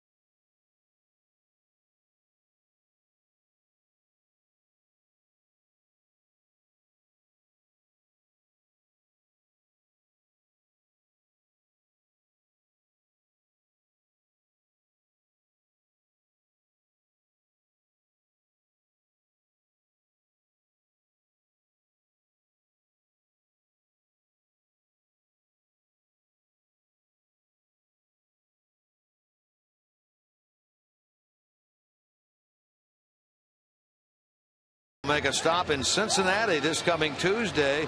Join Fox Sports girls from around the country and special guests at the Holy Grail at the Banks Tuesday night to watch the Reds and the Cubs from Wrigley Field and celebrate the launch of Fox Sports 1. That's the Holy Grail at the Banks this coming Tuesday night.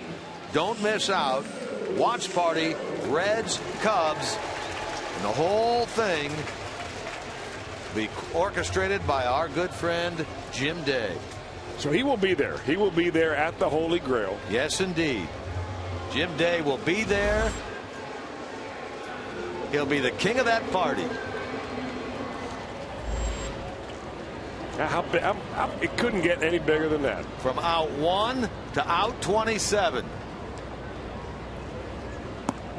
He'll be circulating amongst Reds fans, shaking hands, kissing babies. I imagine that when Jim Day just tweets the fact that he will make a personal appearance there, he'll be overrun. And believe me, he's tweeted it. He's going to be there. I like it. People know about it. Tell you what, he connects with the fans. He really does. Always has. He loves each and every one of them, too. Jeff Pecora will be heading up our coverage up in Chicago. He'll be down on the field at Wrigley Field. We'll be checking in with Jim Day at the Holy Grail at the Banks Tuesday night. Frazier bats with 1 out. Chu is 0 for 3 in this game and now 0 for his last 13.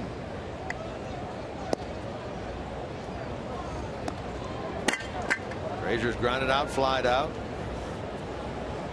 Trying to get something started here. Ian Kennedy at 86 pitches as he works in the 6th.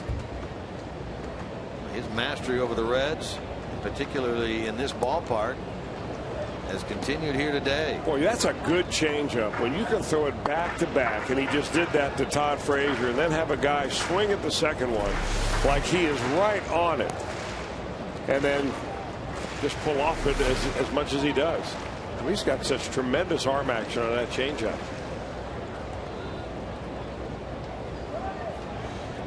That's the pitch that's done the Reds in today, and yesterday it was that slider from Tyson Ross.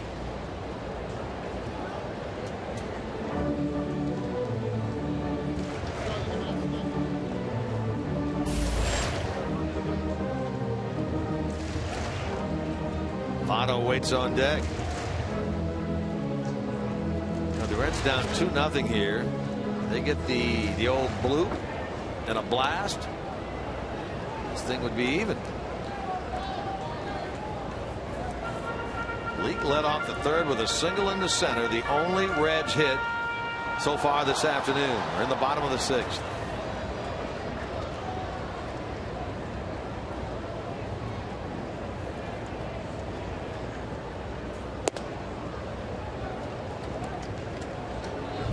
That may have been the best fastball of the day for Kennedy. Dialed that one up at 92. He's worked mostly around 89, 90, sometimes 91. Maybe set up another changeup. Nope. Threw the heater right by him. Frazier takes strike three, strikeout number 2. But here's where that fastball comes into play when you have a little bit of extra stride length. You're closer to home plate when you release the ball. And one of the ways that Kennedy's able to do that, he's got a strong glove side. If you watch his glove and his delivery, he keeps it down around his waist. He doesn't tuck it into his shoulder prematurely and thereby, not getting good extension. And he's really jumping at the plate right now and feeling very good about the way he's pitching. He gets Votto with the bases empty. That's how Joey was up there in the first. He's up there with Leake at second and third. He's up there with the bases empty here in the sixth. Now take another look at Ian Kennedy's delivery. We talked about it early on, but he's got a very long stride for his height. Barely 6 feet tall, but he strides as if he was 6 feet 4 inches tall. And that's where the deception of that fastball comes out. That, and coupled with the fact that he has the same arm action on that changeup, that makes a real lethal combination. Also throws a little spiked curveball. And here that comes. Nope, that was a fastball.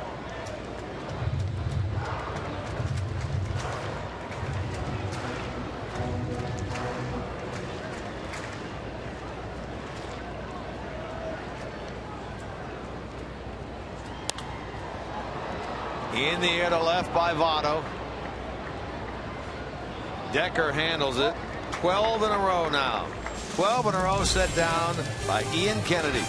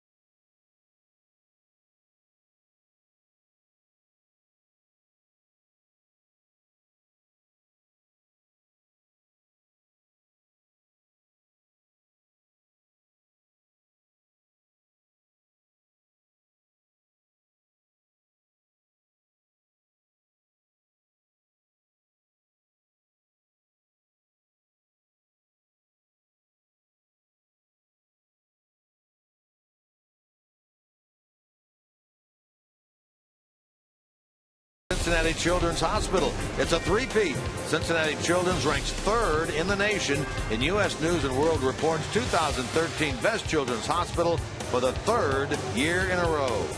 And by Chevy. Stop into your Tri-State Chevy dealer today and check out their full line of fuel-efficient vehicles.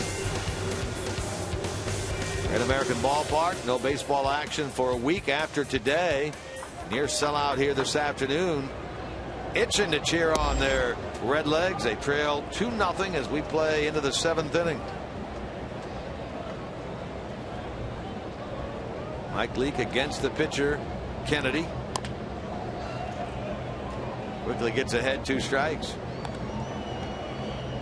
Interesting that Dusty Baker and the Reds elected back in the 4th inning with a runner at second base and 2 out to walk Rivera to get to Kennedy. Yet in the 6th inning with Cedeno at 3rd and 2 out, they go ahead and pitch to Rivera. Tapped out Votto to Leake, and so now the pitcher Kennedy leads it off.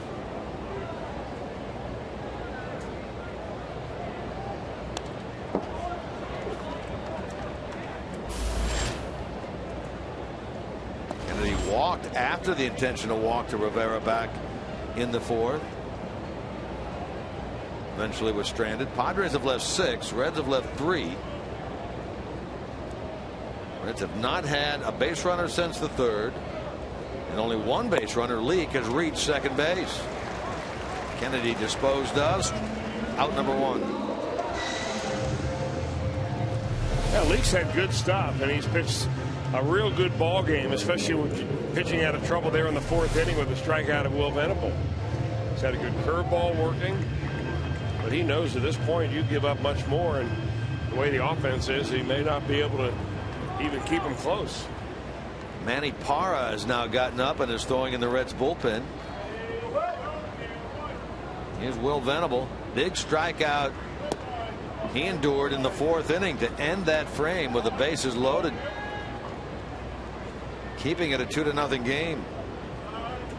0 for 3 today, 3 for 11 in the series with a pair of long ones. Now Leake gets ahead 2 strikes.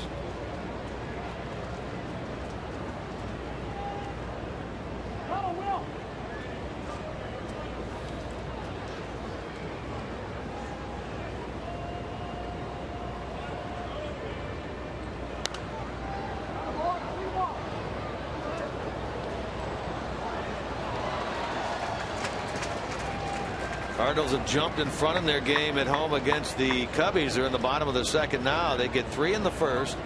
RBI single by Matt Holliday. Sac fly by David Freese. RBI single by John Jay. All that against their former teammate Edwin Jackson.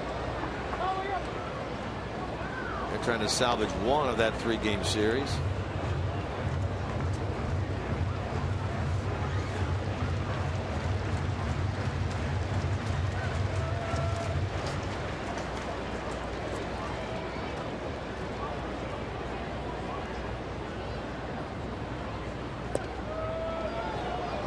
Edwin Jackson has, I guess, something to do with this ball game, given the fact that he and Kennedy, who originally was a New York Yankee, made his way to Arizona in a 3-way deal that included Edwin Jackson in that deal between Detroit, New York, and the Arizona Diamondbacks. And that was back in 09.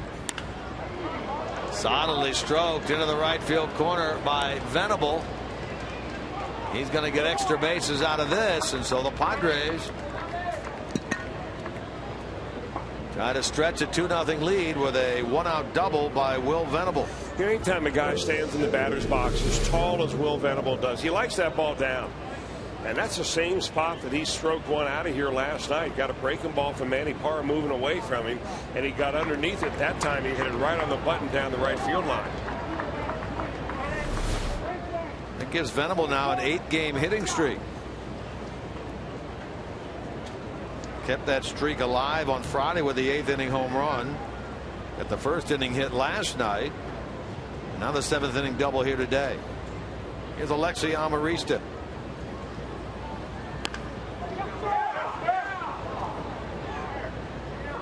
Foul ball. Sam Holbrook jumped out of the way. His arms were actually pointing toward the field there.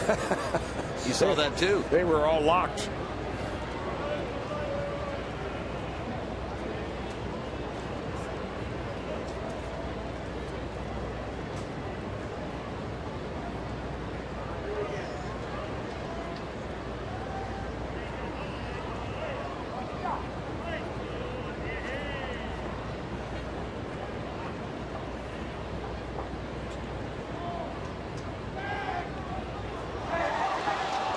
Kickoff play at second base. And out the call. No. They're going to give him third base. Yep. They're going to say he was obstructed.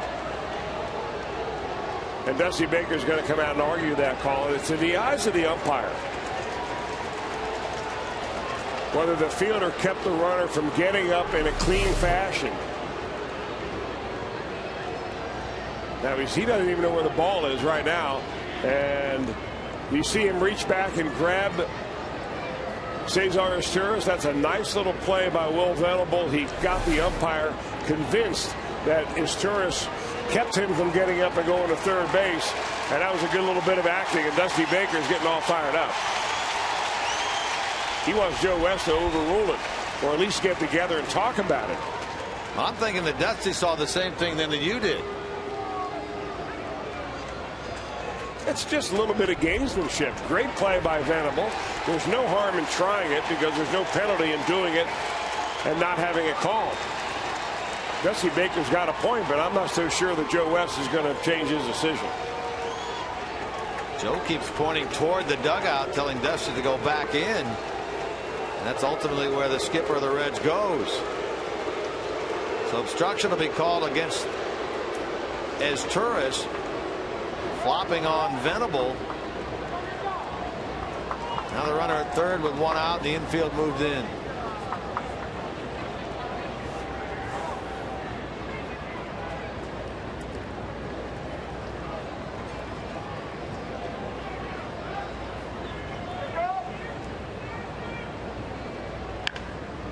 Tabano, here comes the runner. Now Mesoraco will run Venable back to third. Now it's Frazier who runs him down. 3-2-5. Frazier putting on the tag.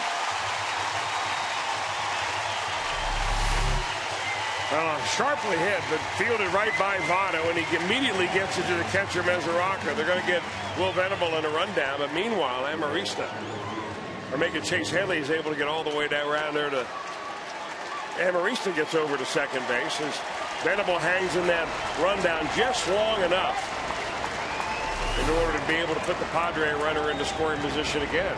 That's the first time in the loudest that this crowd has been all day. Sure is.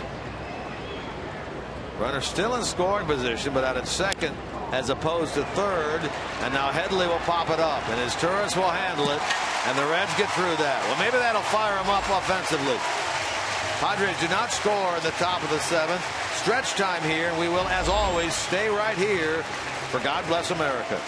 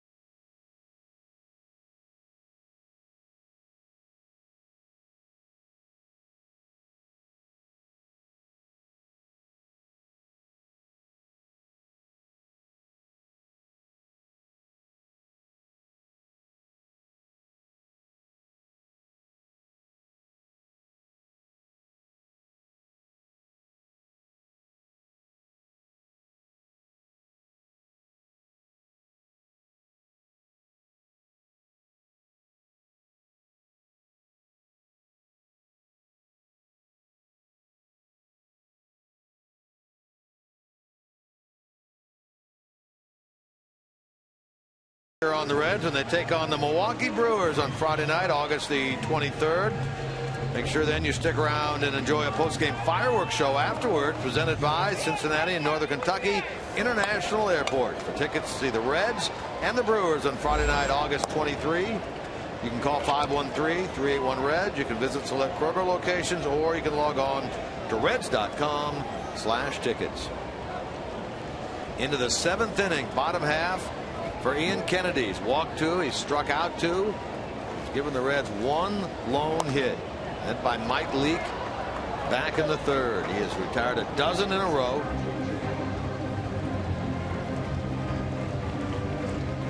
Gets Phillips here, who's 0 for 2. Phillips now 1 for 12 lifetime against Ian Kennedy. Meanwhile, the Reds have action in their bullpen. J.J. Hoover up and throwing.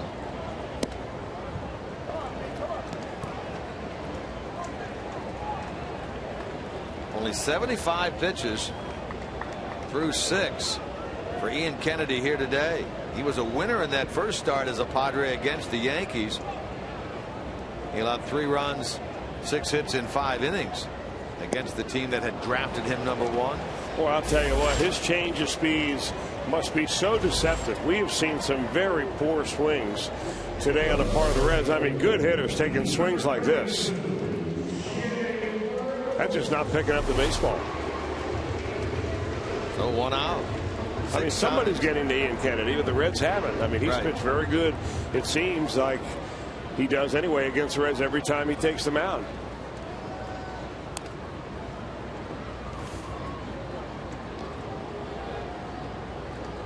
Well, it just goes to show you that if you can move your fastball around and throw an off-speed pitch effectively, make it look like it's a fastball coming, but take some speed off of it, you can pitch anywhere.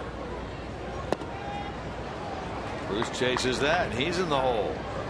About half the time today, Kennedy has been able to get the first pitch strike in there.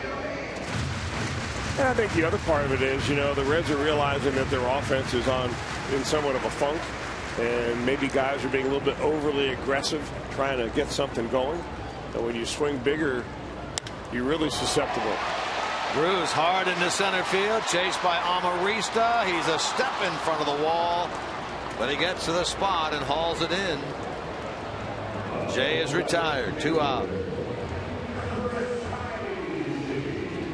Kennedy now will work against Heisey, trying to make it 4 consecutive 1-2-3 innings. Well, the crowd has not had a whole lot to be thrilled about, but you see where that ball is on the bat. He really reaches for that. Kennedy has been down and away against Bruce all day, and that goes to show you how strong Jay Bruce is. Even though he didn't get much of it, he nearly knocks it to the wall. Heisey to Cedeno. Inning is over. 15 in a row now by Ian Kennedy. We are through 7.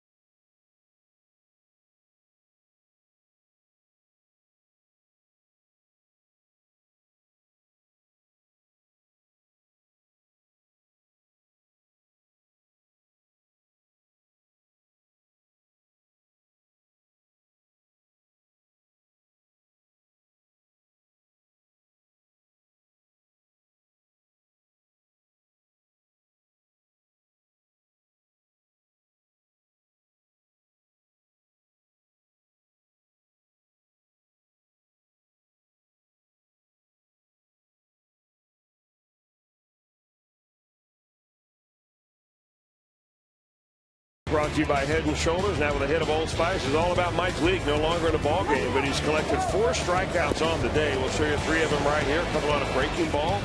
A hit and run attempt right there, and a call looking on Will Venable with the bases loaded. So Mike Leake had the whiff going this afternoon. And don't forget to use the hashtag #WhiffAtReds in your tweets to help raise funds for MLB's RBI program. Each month, the team with the most tweets will receive $10,000 for their local RBI program. Well, Manny Parra takes over for Mike Leake. Parra gave up that home run ball to Venable yesterday in the 8th inning. He's on for the 3rd time in the last 4 days. Yeah, well, even though he gave up that home run ball, I mean, he has been lights out. Early in the year, just a completely different pitcher, confidence-wise. Kind of getting familiar with his teammates. Really rising to the occasion of being the only left-hander down there, of course, other than Aroldis Chapman. And you need somebody to neutralize left-handed hitters. His last 23 appearances, covering 19 1/3, an under 1 ERA at .93. Well, he gives up a base hit here to Alonso, a lefty-lefty matchup to start the 8th. I've always thought that in lefty-lefty matchups, most left-handed hitters like the ball down. You know, the old left-handed wheelhouse down and in. But in a lefty-lefty matchup, I've always believed that left-handed hitters are better when they get the ball up in the zone. And that's where that pitch was for Yonder Alonso. First pitch up around the letters, and he rips it to right field. Well, the Padres have now out-hit the Reds 7-1. Leadoff man aboard. Here's Logan Forsythe, who's been on twice, a hit and a walk. Padres have not been a good road club this year. 22 wins, 36 losses. In fact, one of the worst. They're trying to make it 2 out of 3 here. They'll bunt the runner along as Parra makes the play, with Votto staying put and covering.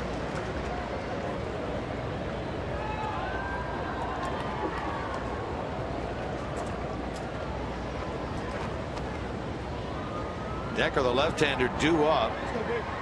They're going to lift him. Padres will go to their bench. Chris Denorfia quickly jumps up there, starts to swing a bat. He will pinch hit.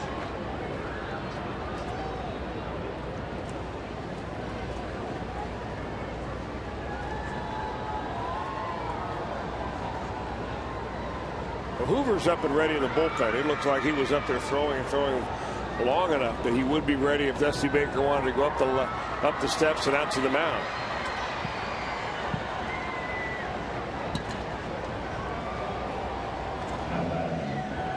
Comes Denorfia. He was 1 for 3 as the leadoff man for the Reds, rather for the Padres last night. And as Denorfia goes toward the plate and is announced, Dusty Baker out of the dugout. J.J. Hoover's going to come on. So Manny Parra pitches to 2 batters, gives up the hit to Alonso, and the sacrifice bunt to Forsythe. So the Reds will make a pitching change. Parra out, Hoover in. This is our Skyline Chili call to the bullpen.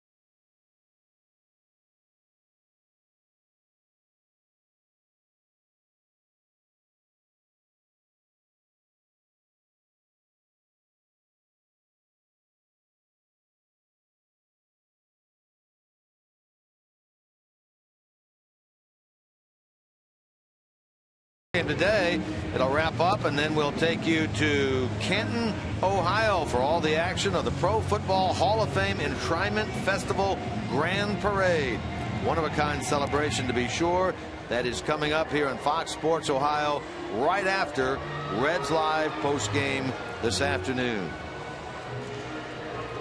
The pitcher's J.J. Hoover. Got a little strategy involved right here. Obviously, you got the right-handed hitter, Chris Denorfia, announced. That gave Hoover a chance to come in from the bullpen. It also gave Denorfia a chance to warm up a little bit. It looked like he was caught by surprise when he was told to grab a bat and head to the batter's box. Denorfia, a good fastball hitter. Hoover's got a good fastball and a good curveball. Very low opponent batting average of less than 200.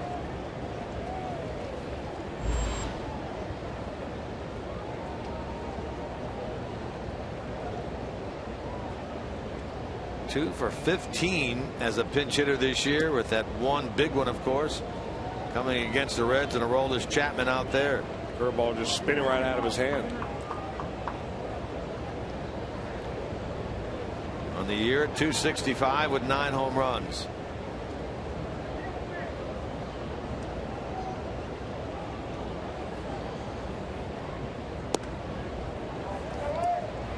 A little better that time, but it's still slipping. Denorfia plus 300 hitter. The runners in scoring position this year at 309. He figures to get a fastball right here. He's a good fastball hitter. He took a Aroldis Chapman deep a couple of weeks ago.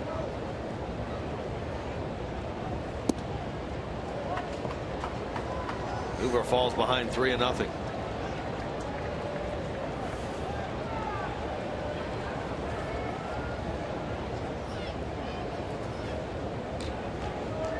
All 9 home runs that Denorfia has hit this year have come against lefties. He gets a look at a 3-0. 3-1. Not appeared in this series as of yet. J.J. Hoover appeared twice in the Cardinal series, twice in the Oakland series. He has that streak going. 21 2/3 consecutive scoreless, dating back to the 9th of June. Borderline strike from 3-0 to 3-2. Yeah, you're right. Those last 2 strikes called right on the outside corner at the knees. You can't place them out there any better than that.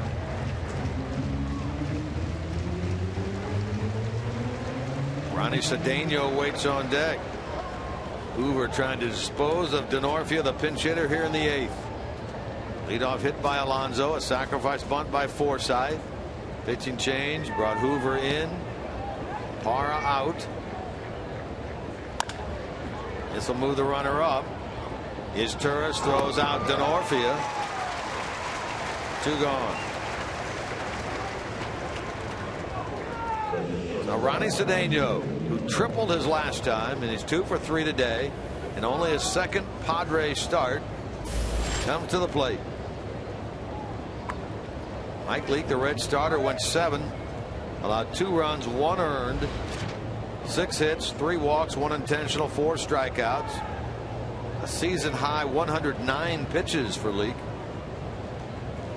Another quality start for him, his 14th. Right now, he's the pitcher of record on the losing side. Hoover falls behind Cedeno, as he did Denorfia. Ball 1.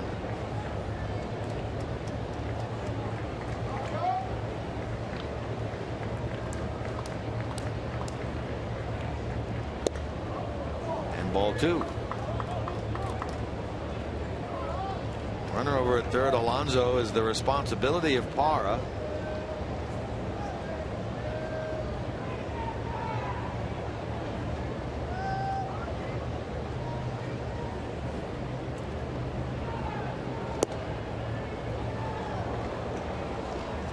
So after falling behind Denorfia 3-0 and getting him, now Hoover has fallen behind the Padres shortstop. 3-0 to Cedeno.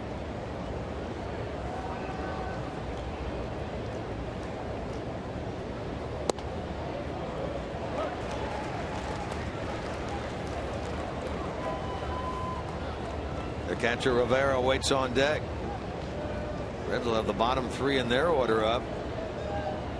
Not only trying to score a run, but trying to get a base runner. 3-2. Reds have been set down 15 in a row by Ian Kennedy since the Mike Leake single that led off the third inning.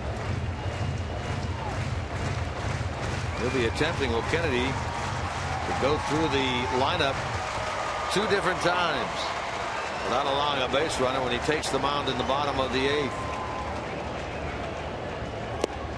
Came back to get him. Did the same thing to D'Onofrio on a ground out, and comes back to get Cedeno after hauling behind 3-0. Here come the Reds now in the bottom of the 8th.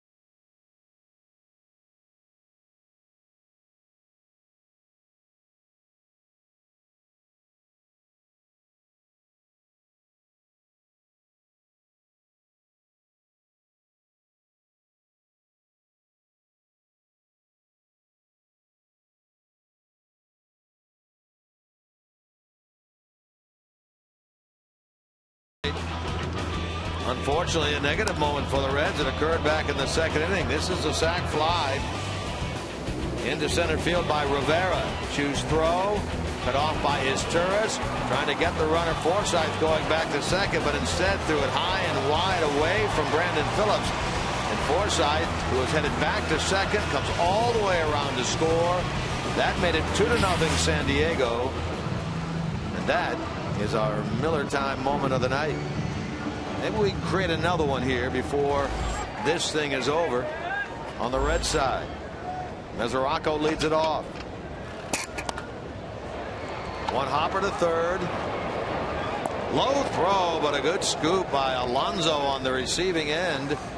Mesoraco gone 16 straight. The Reds have not scored now in 15 consecutive innings since they scored in the first last night, and they've only scored 1 run in their last 18 innings. Now, if Ian Kennedy pitches a lot more games like this, they got to figure that they just got to steal. When they trade with the Arizona Diamondbacks, they traded Joe Thatcher, another pitcher, I believe a minor leaguer, in exchange for Thatcher, or in exchange for Kennedy. He's a guy that won 21 ball games just a couple of years ago. Originally property of the New York Yankees, was traded in a 3-team deal we talked about that sent Max Scherzer to Detroit.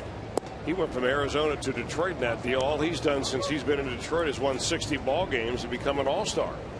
Austin Jackson also went to Detroit in that deal. So the Diamondbacks gave up a lot in order to get Ian Kennedy and Edwin Jackson. And then the Padres gave up very little, really, to get up Ian Kennedy in this deal. Cozart pinch hitting here. Diving stop over there by Alonso. The ball trickles off his glove, and Cozart is going to be aboard. That's going to be a hit. Good effort by Yonder Alonso to get to that ball. As it trickled away, he's trying to recover. Couldn't come up with it in time.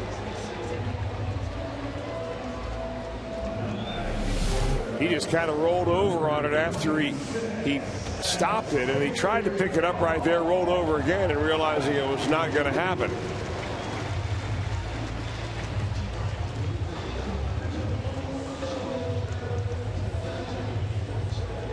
Now Xavier Paul will bat for J.J. Hoover. Looked like he was chasing a gerbil that got out of the cage. You ever had to do that? I've never dealt with gerbils, thank you.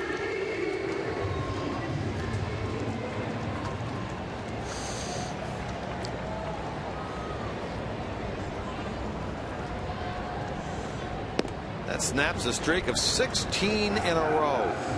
Retired by Ian Kennedy.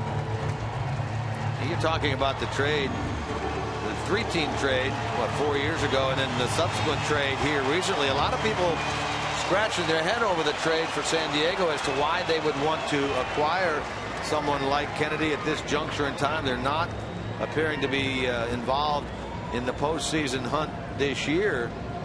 Kind of reminded me of what the Reds did a few years ago, acquiring Scott Rowland. It wasn't really for that year so much as it was the upcoming year. Yeah, I think he's under team control for a couple of more years. Ian Kennedy, it's not like rent a player from now to the end of the year. I think the other reason is that the Padres were hurting so much for starting pitching that they were simply wearing their bullpen out.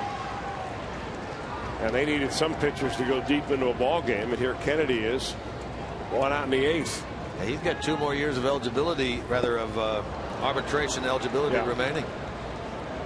So that's what teams look for sometimes when they make a deal like that. And I think that Joe Thatcher only had 1 more year of team control.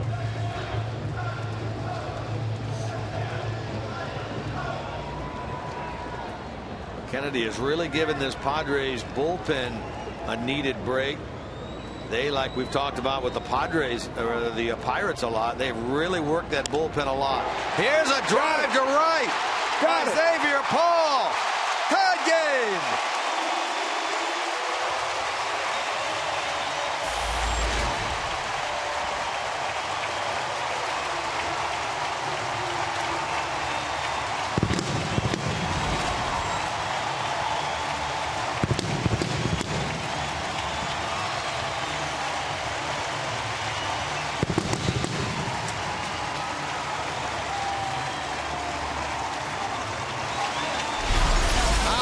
Xavier Paul, his 7th home run of the year, a pinch hit shot, his 3rd pinch hit home run this year. The Nissan drive of the game. Well, we talked about this crowd of over 38,000 needing and wanting something to cheer about. They got it right there. Well, that breathes life into this ballpark. It breathes life into the dugout. You see them all of a sudden up off their seats in the Reds dugout, and that's been an awakening in there, that shot by Xavier Paul. Aaron Balsley, a quick visit to the mound, the pitching coach of the Padres. They're talking about the pitch that it was. He was talking in there with Brooke Jacoby, the hitting coach, Xavier Paul was. And I think it was just a little sinker that he was trying to run down and away from him and got it waist high. Talked at the top of the broadcast about the fact he'd given up 18 home runs, 13 of them on the road, make it now 19 overall and 14 away from home for Ian Kennedy. Now Chu, backhanded pick by Alonso with Kennedy covering for out number 2. Paul had the pinch hit grand slam against the Nationals and Henry Rodriguez back in the first homestand. He had the pinch hit home run against Mike Fiers of Milwaukee here in May. And now today against Ian Kennedy and the Padres to knot this game at 2 in the bottom of the 8th. 4th pinch hit home run of the year for the Reds. The other was that one by Mesoraco, equally as thrilling against Atlanta. So now it's Frazier. It ends the streak of 15 consecutive scoreless innings by San Diego pitching against the Reds.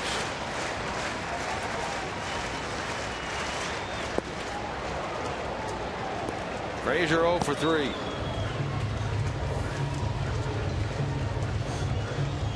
As Araujo grounded out on the first pitch, Cozart pinch hitting for his Turris, an infield single to first.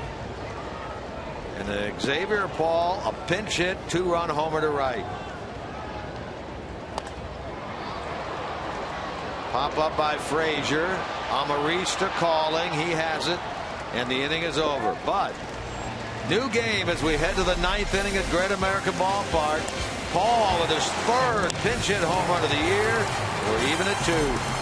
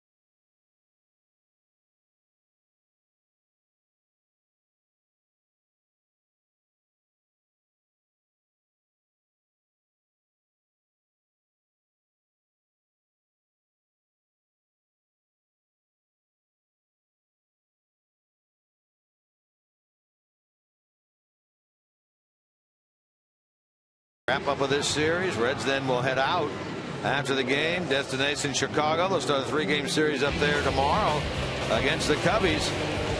Game is at 8:05. We'll have Reds live for you at 7:30. Matt Latos. Is anyone pitching better on this Red staff than Matt Latos as of late? Well, I'll tell you, you can't have any complaint with any of the starters that the Reds have run out there. Latos has been outstanding. He will face an all-star in Travis Wood in tomorrow's matchup.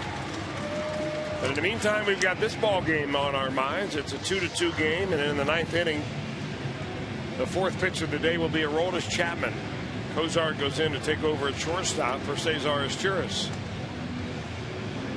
Chapman 51 games, 27 saves, not a save opportunity obviously, 77 punch-outs in 45 innings. A very typical Aroldis Chapman stat right there.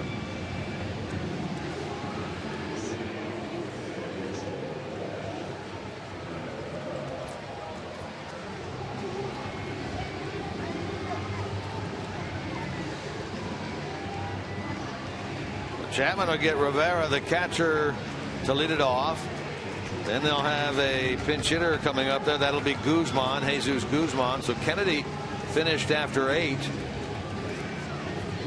Well, he had retired 16 in a row until the pinch hit, base hit by Cozart and the pinch hit home run ball by Xavier Paul.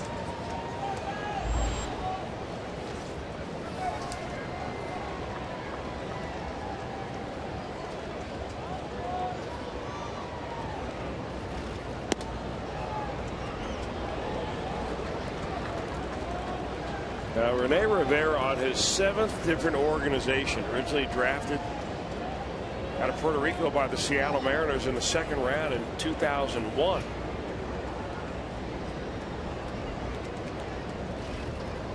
Got loose by the Mariners, ended up being picked up by the Dodgers. Played a little minor league ball with the Dodgers, became a free agent, signed with the Mets. Played independent ball with the Camden River Sharks. The Yankees saw him there. They picked him up, put him on the minor leagues, and he played a couple of months of AA and AAA, and then he signed the next year with the Minnesota Twins. And he came to San Diego this spring under a minor league contract. And his contract was eventually recalled from AAA Tucson in July to take the place of Yasmani Grandal, who was put on the disabled list. Yeah, unfortunately for the former Reds #1 pick, Grandal, he's out for the year with ACL tear surgery. Yeah, that may even be more than a year. They're talking anywhere from 12 to 18 months on that. A very severe leg injury. That was a collision at the plate, I believe. Took Grandal out.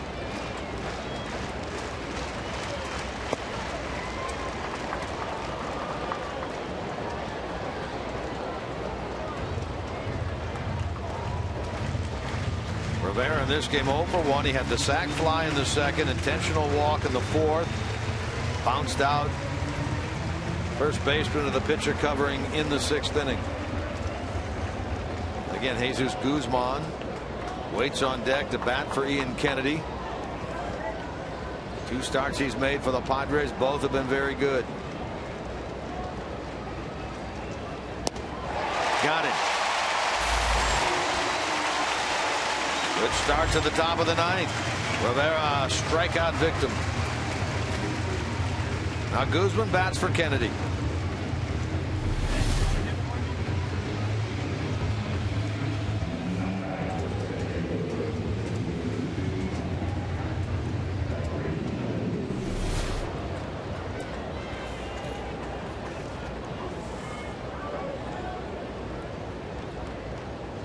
Guzman started last night, was 0 for 4. And he was in a cleanup spot last night. Sure was. Guzman. Hitting .229 on the year with 7 home runs, 26 batted in. 7 out of 36 as a pinch hitter with 3 pinch hit home runs.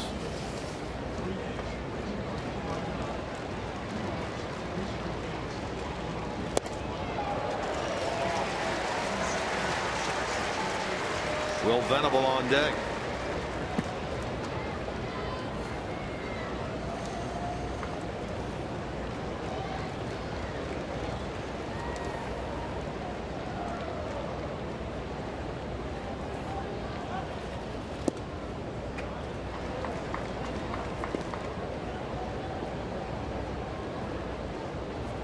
Little meeting now between Mesoraco and Chapman.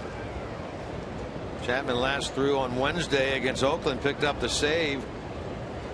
He cruised through the A's in order in the 9th inning, preserving the 6-5 win for Homer Bailey. In fact, he saved both games of that Oakland series, although he did give up the pinch hit home run to Derek Norris Tuesday night against Oakland.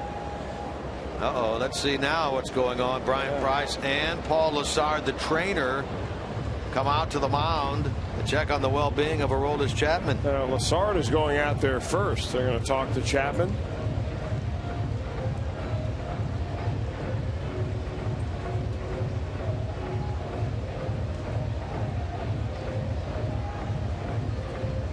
Not pitched in 3 days.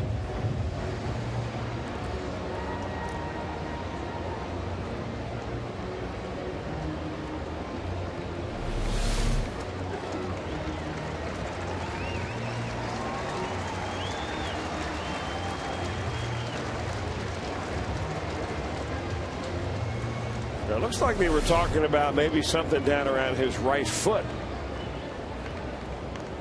Evidently not very serious. Chapman fluent enough now in English to be able to tell Lassard exactly what's going on. It may be something that they've been aware of. Who knows?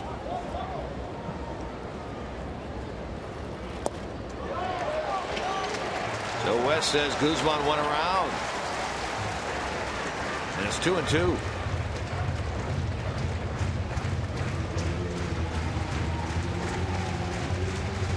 Reds in their half of the 9th. Boy, you couldn't ask for a better part of the order. Votto, Phillips, Bruce.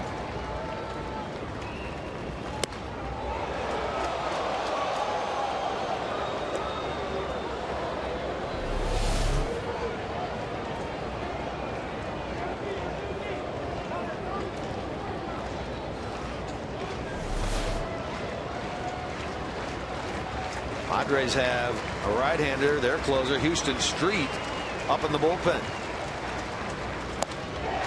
Guzman chases a ball. He's a strikeout victim. 2 out.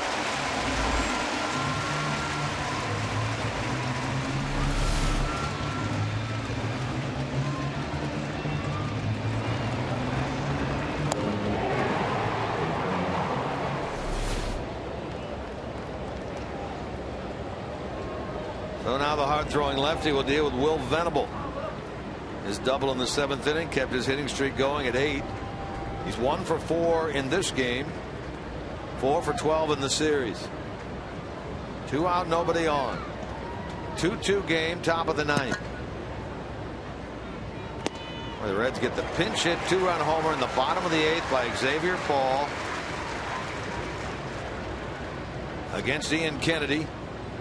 Now trying to hang a 0 in the top of the 9th, give themselves an opportunity to win it in the bottom of the 9th. Quickly down 2 strikes. Reds have had 19 come from behind wins this year.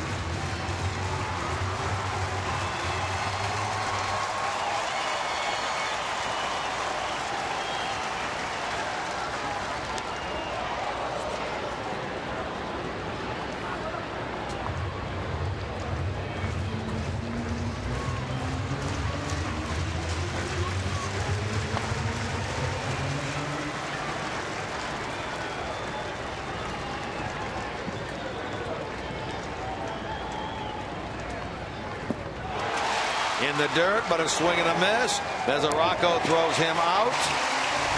And Chapman strikes out the side in the top of the 9th inning. He gets Rivera. He gets Guzman. He gets Venable.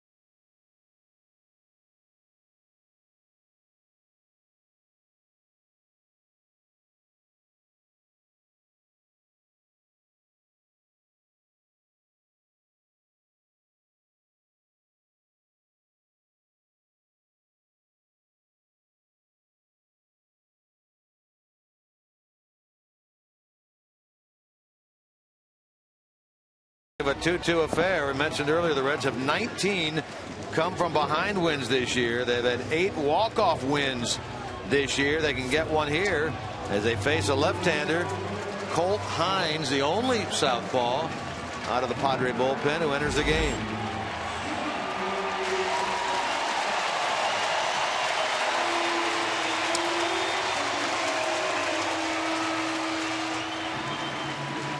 Votto first, then Phillips, then Bruce.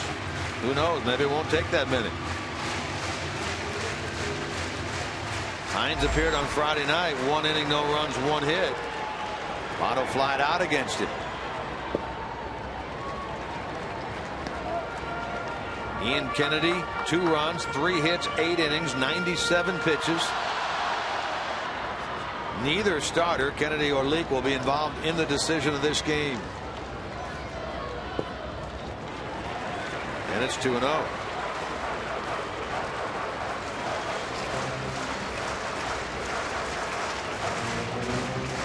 Votto, .283 average against left-handers.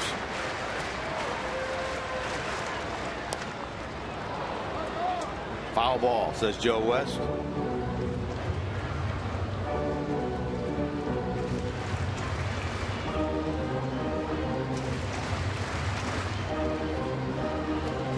Votto trying to get on against this lefty Hines.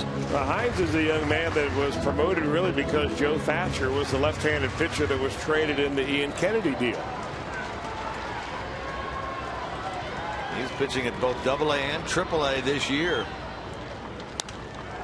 He's been pretty good in his short outing so far. I mean, it's a short sample size for Hines, but against left-handers, that batting average in the 150s.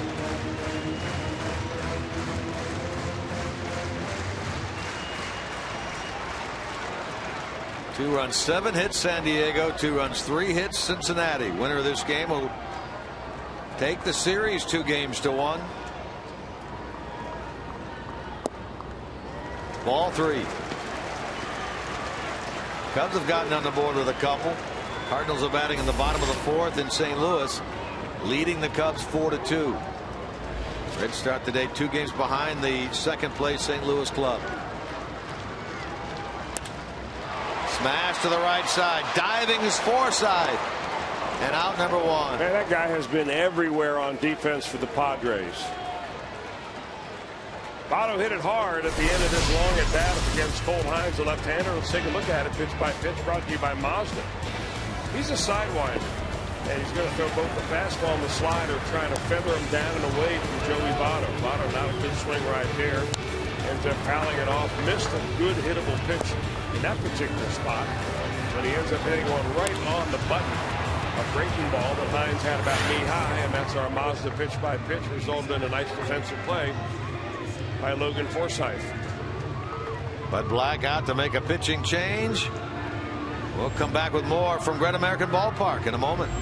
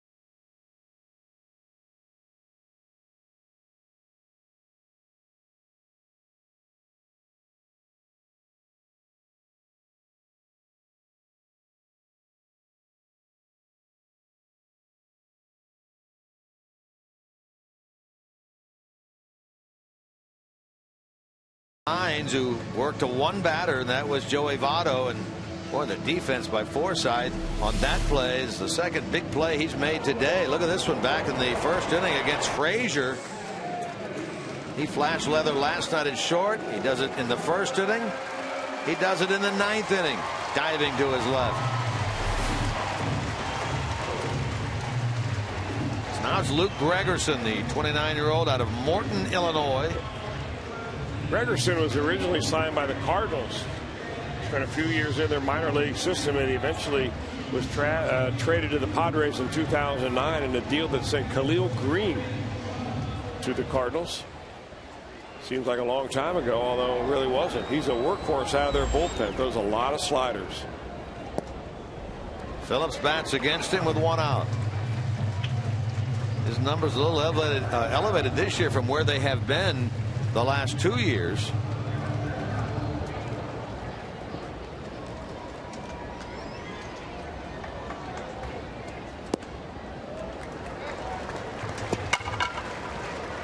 I made the comment last night, I guess worth repeating, is that as you get deeper into the San Diego bullpen, the slower the pitchers throw. I mean, Gregerson and Houston Street, the closer. Neither of those guys really busted very much over 90 miles an hour. Huge contrast to what you get with the Reds when you're bringing in Jonathan Broxton throwing 97 the other night, and then of course Aroldis Chapman, who routinely hits triple digits.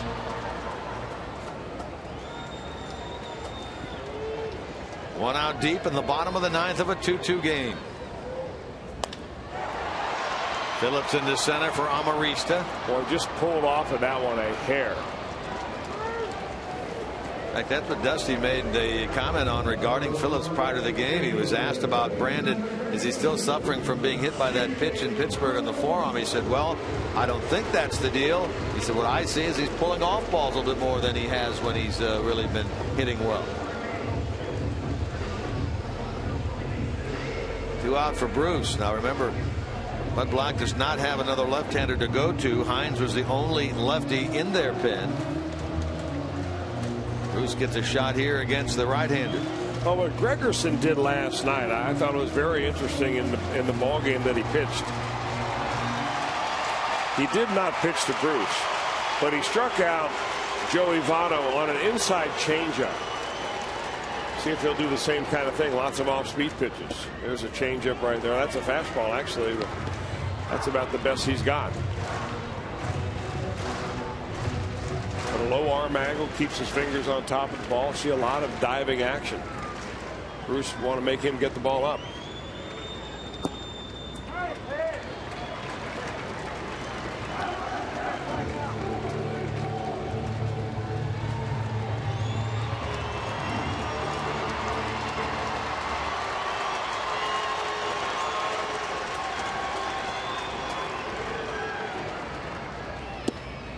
Yeah, I don't think that Gregerson really wants anything at all to do with Jay Bruce right here, and I don't blame him a bit.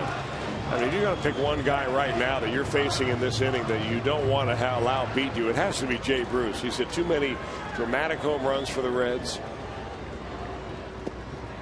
And that was a good old-fashioned pitch around with the right-hander on deck. That's the winning run on with 2 out.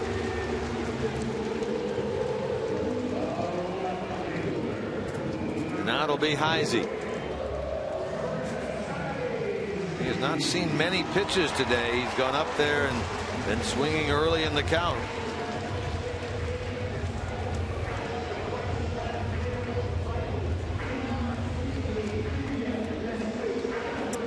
Let's see if he can get it done against Gregerson. Today he's 0 for 3 with 3 ground balls to short.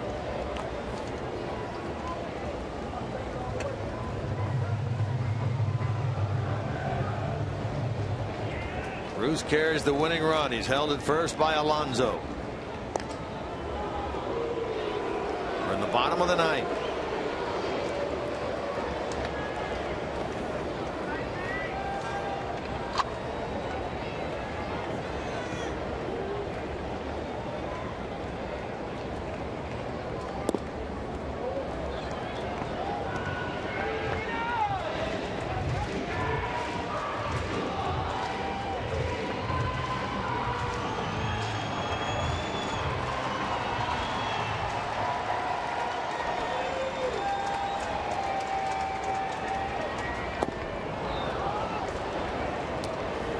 Chris finds himself quickly in the hole, 0-2.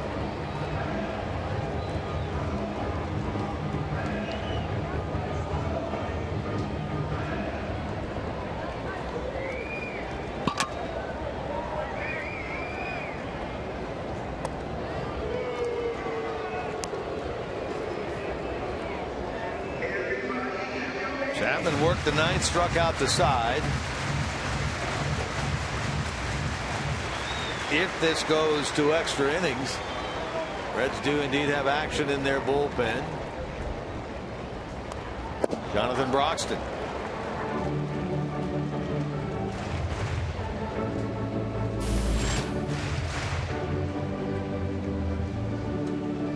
The league for 7, Parr 1/3, Hoover 2/3, Chapman 1 so far for Cincinnati.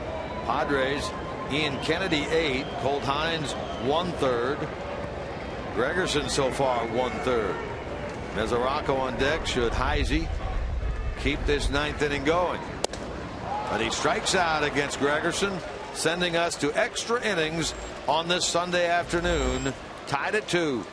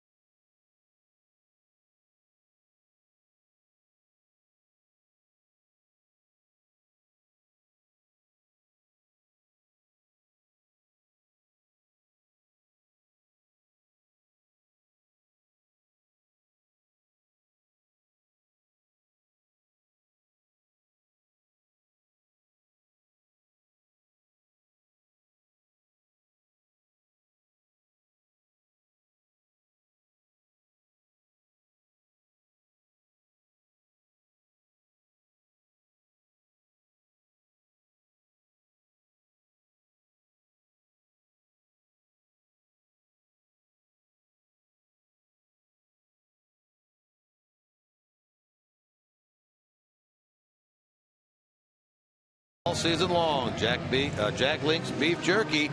Feed your wild side. 2 runs, 7 hits, no errors. Padres. 2 runs, 3 hits, 2 errors. Cincinnati. Padres have left 8.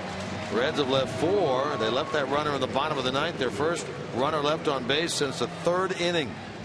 Jonathan Broxton on for the 2nd time in the series. Yeah, normally what happens in extra innings that you begin to empty your bullpen from the backwards forward. So Chapman pitches the 9th inning in a non-save situation, tie ball game. Then 1, 2, 3, all strikeouts. So then you go to your setup guy and then backwards from there to eventually, if it goes long enough, you end up using one of your long guys in the bullpen. And Jonathan Broxton, only his 2nd time back off the disabled list. His first one was a successful stint. Throwing the ball very well in that one. Amarista leads it off. Broxton threw an inning of no run, 1 hit, 1 strikeout baseball Friday. Did not face Amarista.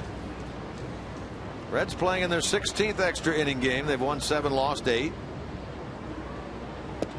Padres, it's number 11. They've won 6, lost 4.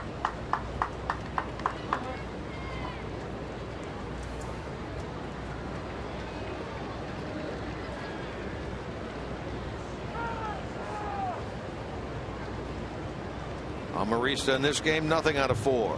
Hitless in the series.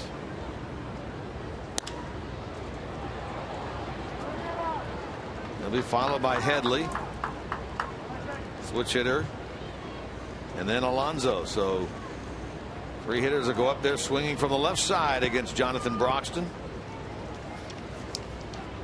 Chris mentioned just back from the disabled list. He went on in the 15th, so he was a week shy of 2 months on the disabled list, the 15th of June. I think that was a lot longer than anybody ever thought that he would be on the list. Remember, the Reds were very reluctant to use him in that game up in Chicago that went extra innings. Votto will take this one himself. Amarista is out. That 14-inning game on the 13th of June up in Chicago, everybody was wondering, why isn't Broxton appearing? He finally worked late. After the game, Dusty said he's had a little bit of a tender elbow. 2 days later, he's on the DL. For 2 months. Yeah.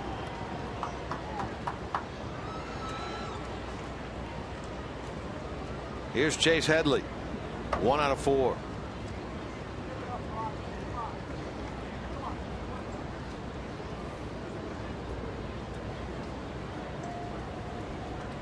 He had a base hit back in the third.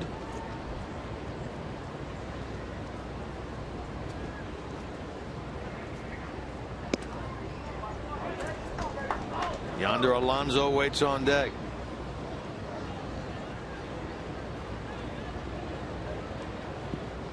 Two in the second by the Padres. Two in the bottom of the eighth on the pinch hit. 2-run bomb by Xavier Paul for the Reds. That's been the scoring. Reds head to Chicago. Padres head to Colorado after today's game.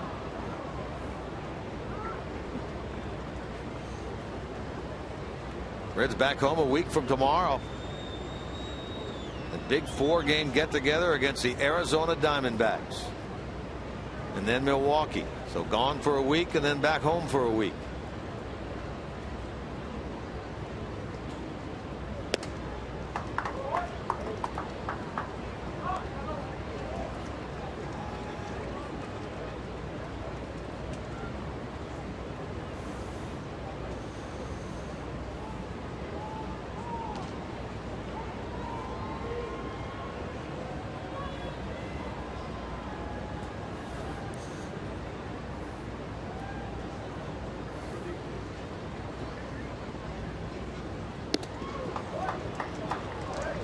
Broxton now falls behind 3-1. Headley not a lot of success against Broxton in his career. 1 out of 8 with 5 strikeouts. Leadoff man retired on a ground ball.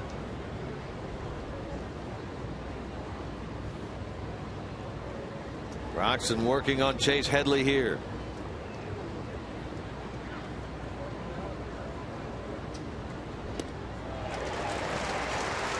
May have been ball 4. He swung and missed in a full count.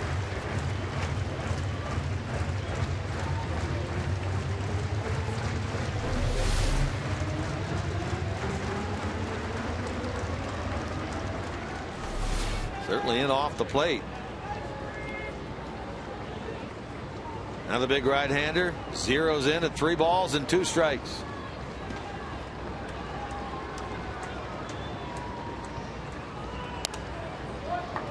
Boy, Headley just consistently laid on just about everything that he swings at. I'm not just talking about Jonathan Broxton. I mean, there's a good reason because you're late on Broxton, dialing it up there at 97.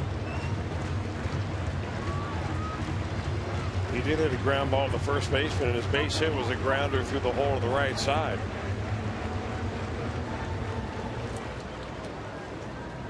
But for a guy that drove in 115 last year, he just does not look like the same hitter.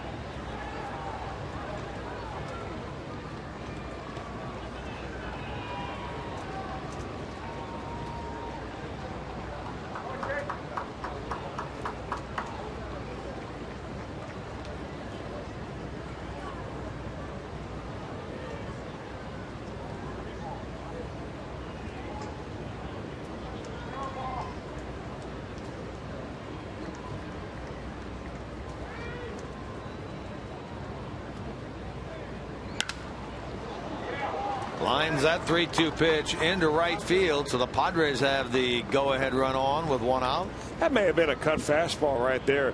The last pitch was 97. That one was a 92.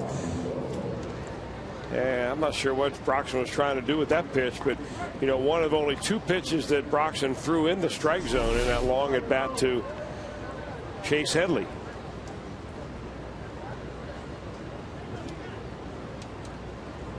So now it'll be Yonder Alonso.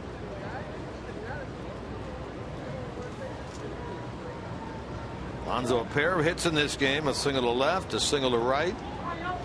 Single to left came against Leake, the single to right against Manny Parra. Got that batting average up to 295 now. First time he's ever faced Broxton.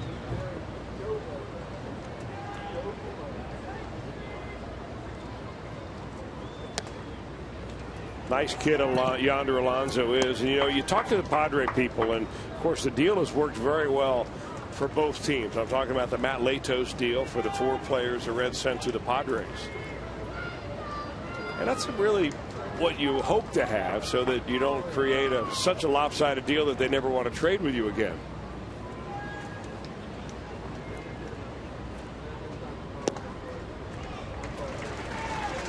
Talked to a fellow the other day. He said, do you ever wonder if the Reds had not made that trade, what would have happened with Alonso?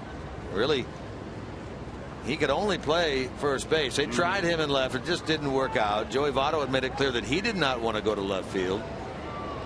So as I told the fellow, it's a moot point, really. Well, he probably would have been traded somewhere, in other words. Yeah. In the air to left center field, but going to hang up. And Heisey hauls it in. 2 out.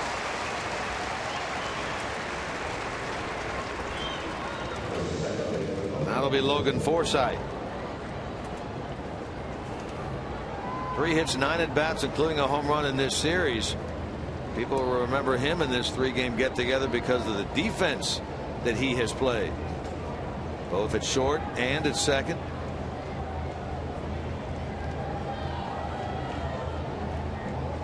He bats with Headley aboard and 2 out. Reds in their 10th. Mesoraco, Cozart, and the pinch hitter for Broxton. Cozart, when he pinch hit in the 8th and stayed in the game, took over at short.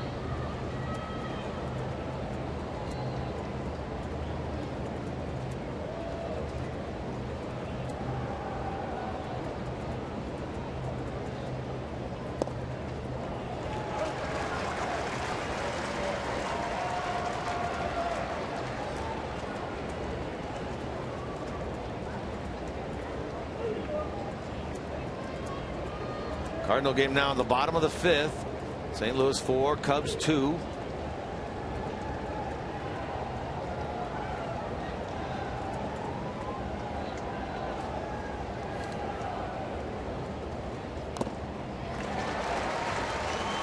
Foul ball, 0-2. Boy, Mesoraco's been beaten up a couple of times today on foul balls that look like they hit the chest protector, but still get him in a spot that hurts.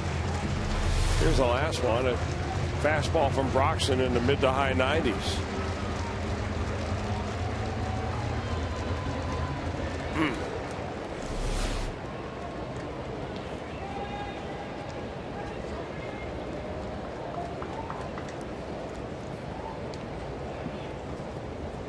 Nothing and 2 to Forsythe.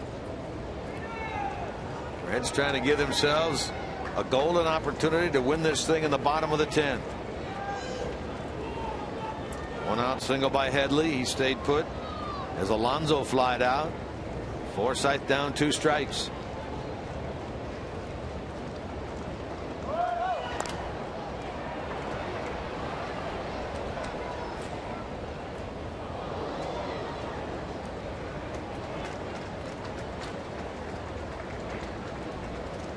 Pirate game just about to start in Denver against the Colorado Rockies.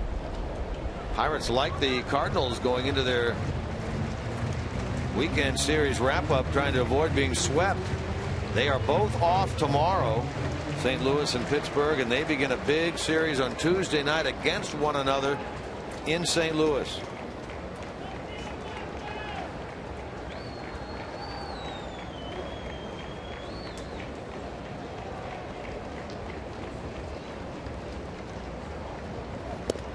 Got him. Went up the ladder, gets the strikeout. Padres strand a runner in the 10th. Reds come up in the bottom half. Tied at 2.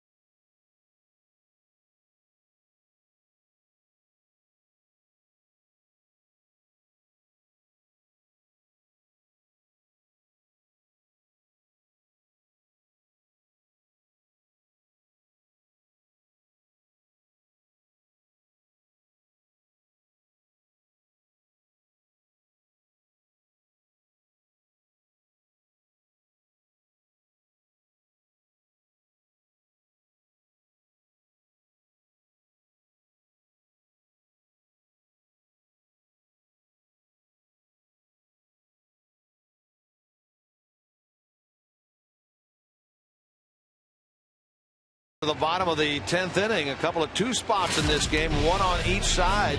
Padres gets theirs in the top of the second, a sac fly there, and then an errant throw by Isturis that went out into right field and down the line. On Forsythe to score. That 2-0 lead stood until that at bat. Xavier Paul into the sun deck, a pinch hit home run, his third pinch hit shot of the year. Came against Ian Kennedy, tied the game at 2, and that's where we are now as we go to the bottom of the 10th. Dale Thayer becomes the 4th Padres pitcher. Former Tampa Bay Ray, former New York Met. In for the second season with the Padres. He was in 64 games last year. He's about to surpass that number this year, no problem.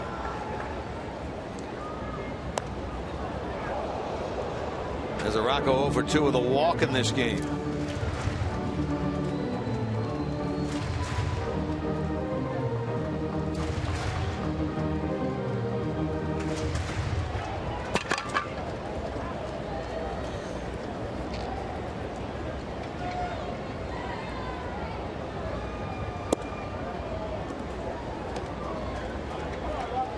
Cozart waiting on deck.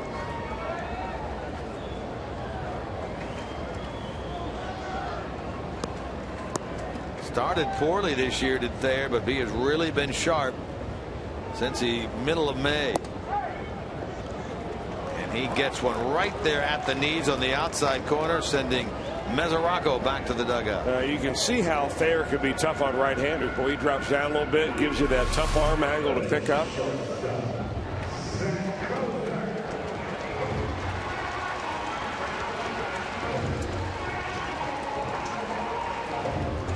Cozart now. Derek Robinson out of the dugout. He'll pinch hit. Cozart hit that ball to first, down the line, knocked down by Alonso in the 8th inning. Then the ball rolled away and he was unable to recover, snapping the streak of 16 in a row by Kennedy and allowing Paul to come up there with a runner on. They made him pay indeed with a 2-run homer. Well, you've got to figure the Reds have to be very happy with where they are right now in this ball game. The way that they played early in the game on the defensive side, threw the ball around there in the second inning, and then now only having 3 hits in the entire ball game. And here they are tied at 2 with 1 swing away from winning it.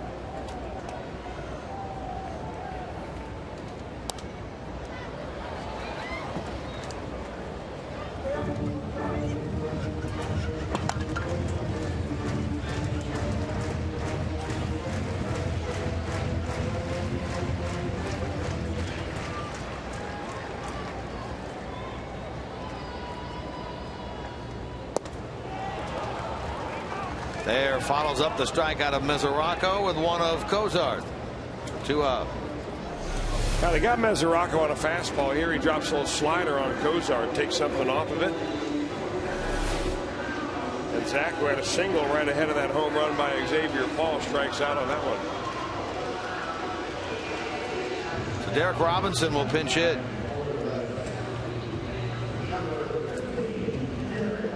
Pinch hit in the 5th inning in last night's game and grounded out. Pitch hit in the 8th inning and had an infield single on Friday.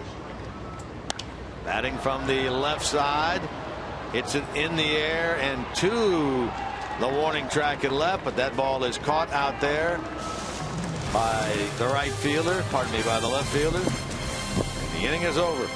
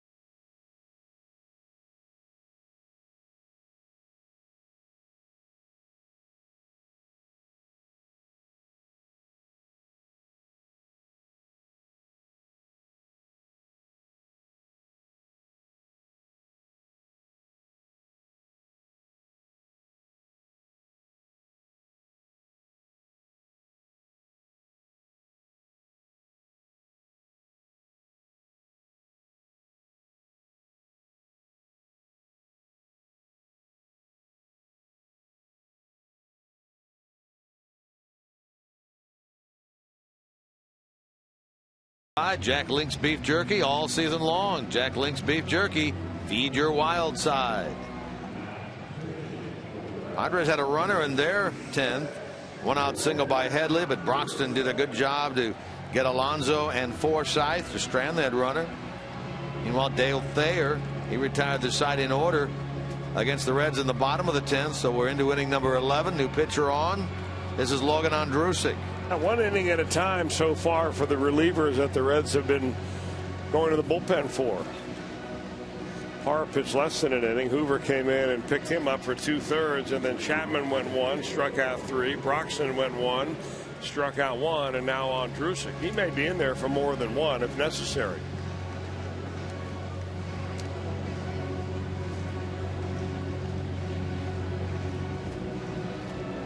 Has not worked in this series. Ondrusek last worked when he took the mound on Sunday, a week ago today, against the Cardinals, when he allowed 2 runs, 3 hits, did not retire a batter in relief of Mike Leake. You know, the other problem that. And Denorfia leads off the 11th with a solid single into right. You were saying? The problem that Dusty Baker's facing right now with his bullpen is that he's got 1 pitcher left down there, and Alfredo Simon. And Simon is. Oh, and Sam LeCure. But Simon, you would think, would be unavailable because he's pitched in each of the last 3 ball games. Only worked 2 1/3 yesterday, 1 inning on Friday. Yeah, so you don't know if they can go to him. So now it looks like Ondrusek and LeCure. So now it's Ronnie Cedeno. Pair of hits in this game. Big strikeout of him by Hoover. Hoover back in the 8th.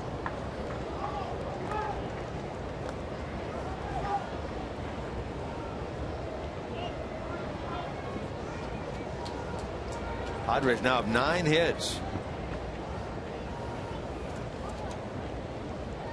Cedeno now, Rivera next, then the pitcher spot. They still have 3 bats off the bench to the Padres. That includes their other catcher, Hundley.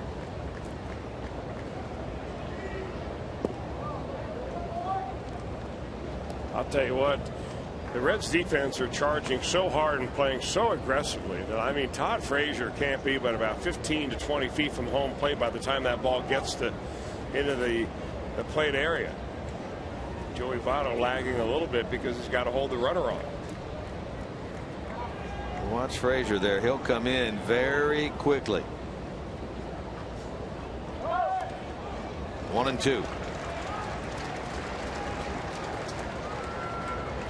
And I'm wondering if maybe that has some effect on Ronnie Cedeno, the veteran middle infielder. You would think would be a cinch for him to be able to get the ball down. He looks like he's really struggling doing it. He gets the pitch in the right location. He could bunt it right by Frazier for a hit. Yeah. You wonder if he has it on here with 2 strikes or not. Frazier not buying into it anymore. They want to check, and Ondrusek throws to first, but I mean, it's hard to really get on a pitcher for not getting a bunt down when you see a middle infielder who's been around a long time, played with several different ball clubs, who is having equally as much problem as oftentimes a pitcher.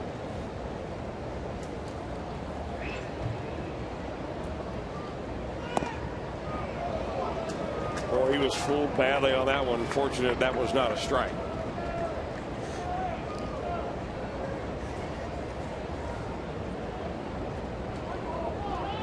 Frazier back now at normal depth at third. Denorfia with the lead at first, held by Votto.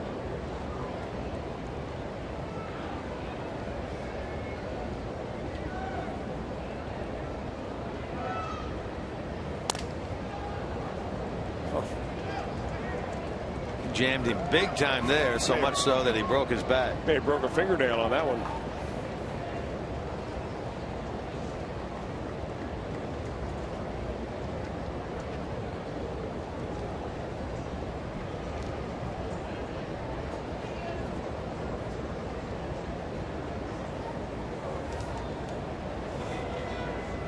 New bat in hand now for Ronnie Cedeno. 2 balls, 2 strikes.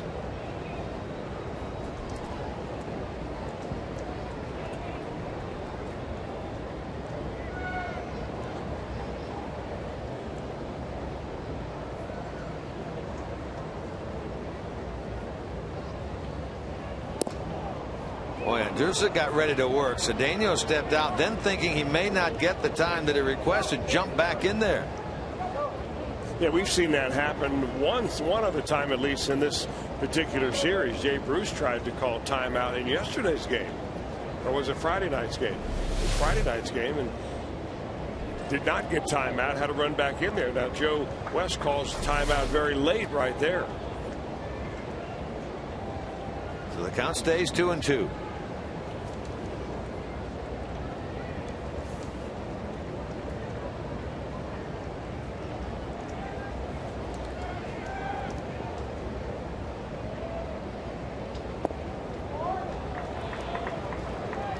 Boy, dangerous now. A full count. Nobody out and a runner aboard. Mesoraco out to talk about it. And what he's probably saying is, hey, we need a strike right here. Stop messing around. Stop trying to throw it through the backstop and just give it to me right in the mitt.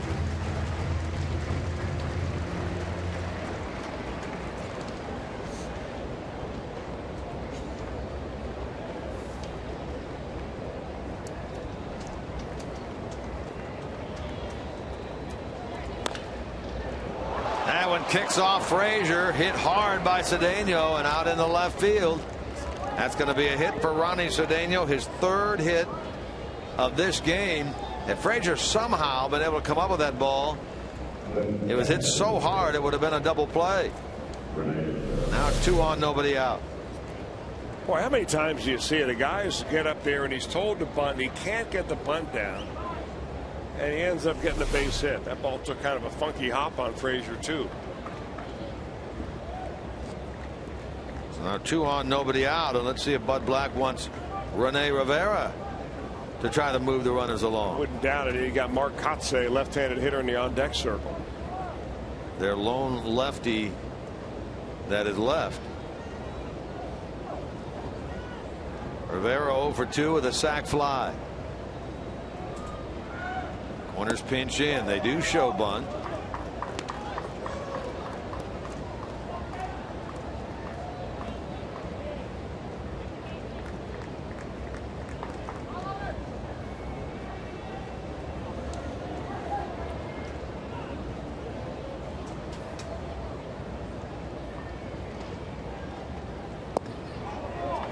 And 2-0.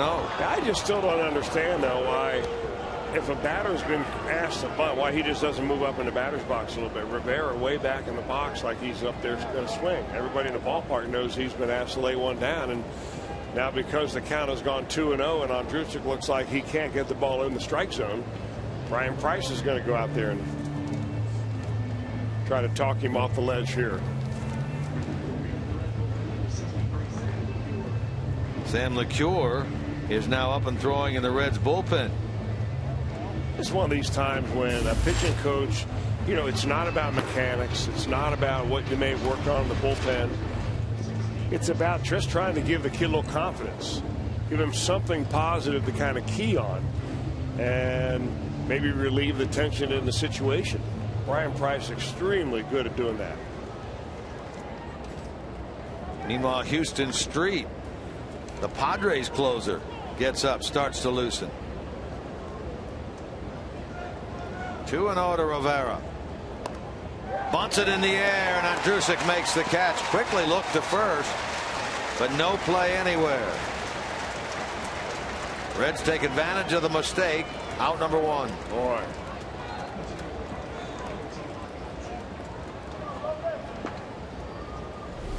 Now Kotze off the bench to bat for Dale Thayer.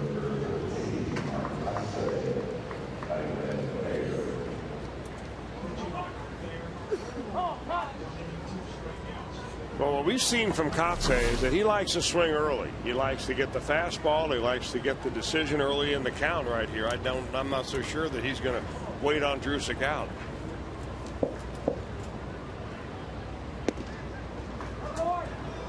Try to sneak a little curveball at the top of the strike zone. Didn't work. Kotze, a 200 hitter with a homer and 10 RBIs.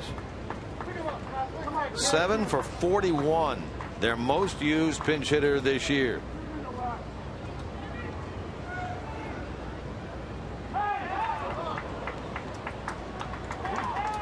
Now a balk. A balk has been called on Ondrusek. What was that? I thought for a moment that maybe somebody called a late timeout again, but evidently Ondrusek looked like he was about to trip and either didn't have a good grip on the baseball or something happened with his feet where he got tangled up. I'll tell you what happened is that the catcher, Devin Mesoraco, put his hands up right as Ondrusek was getting ready to throw the ball. Maybe they weren't together on the signs, and that was what caused Ondrusek to abort that particular pitch. Well, a balk moves the runners up. Kotze to shallow center. Chu on the run. He gets there. Denorfia tags but goes back. Chu comes up with a dandy of a throw.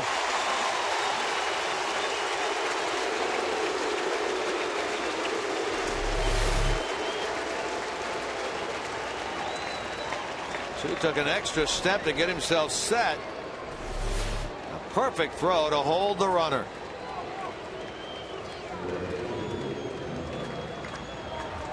So now it's Venable.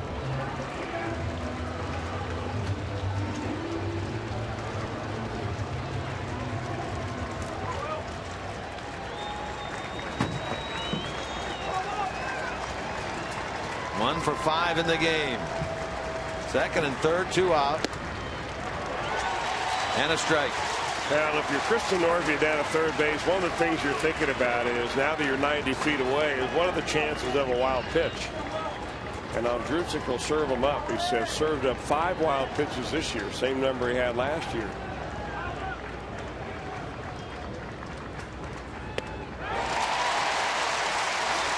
He gets ahead here, 2 strikes. Trying to keep that fastball up on Venable, a good low ball hitter. His lone hit in this game, a double in the 7th. Reds hoping that that balk does not come back to hurt them.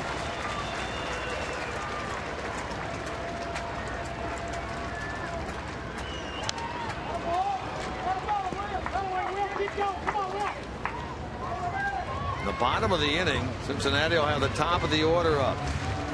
Houston Street has been throwing in the bullpen.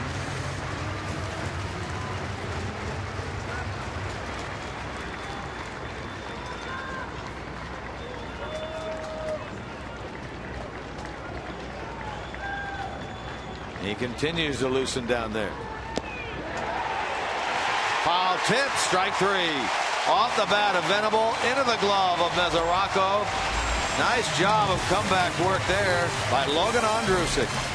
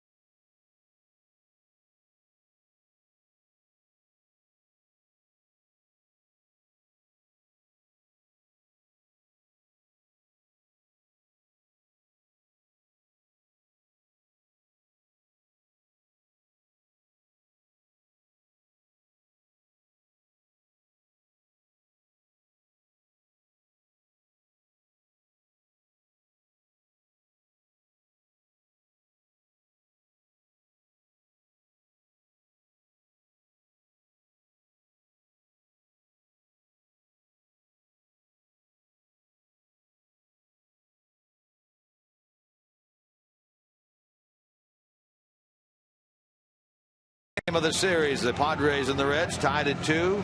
2-run homer in the bottom of the 8th inning. A pinch hit homer by Xavier Paul tied it. And now the 4th reliever and 5th pitcher of the day comes on for San Diego. First time we've seen him, Nick Vincent.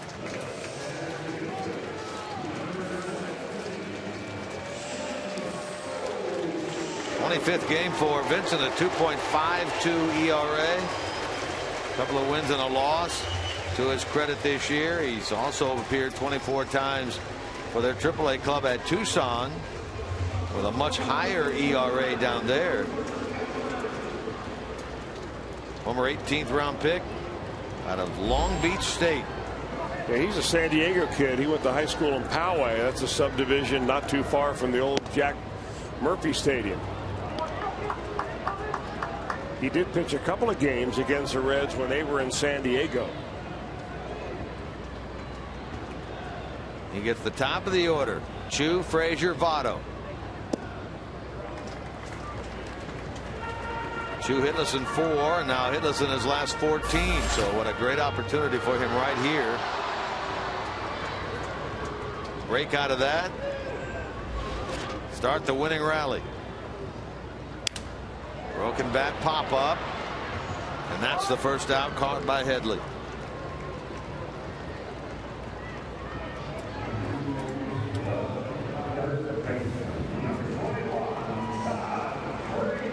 So the batter will be Frazier. Todd today 0 for 4.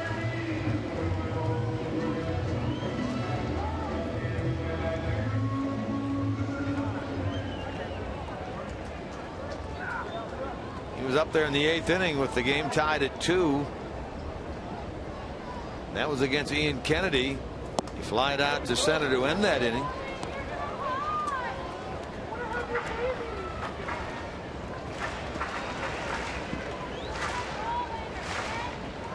Votto waits on deck.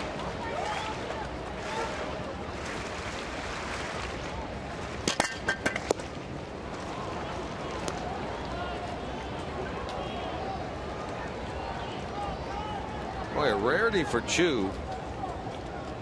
0 for 3 yesterday. Reached base once with a walk. 0 for 5, did not reach base at all Friday. 0 for 5 today, and he's not reached base at all. So he's only been on base one time. That was via walk in this series.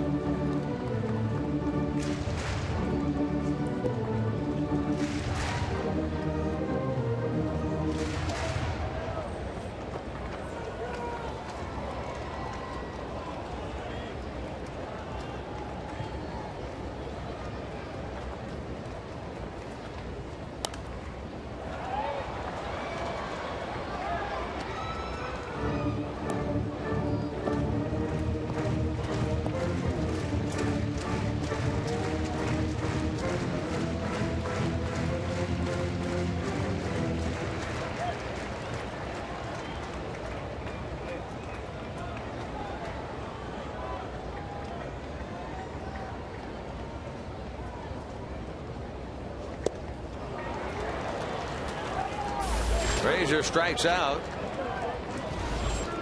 7 of them now by Padre pitching today.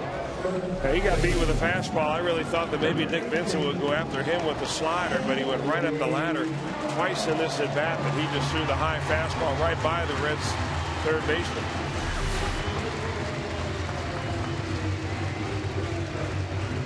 Well, he's not the only one with an 0 for in that dugout. The Reds have collected only 3 hits through 10 2/3 innings, and 2 of those hits came from pinch hitters. Smashed by Votto, but right at Alonso. And the Reds go in order in the 11th. We go ahead to the 12th on this Sunday afternoon, even at 2.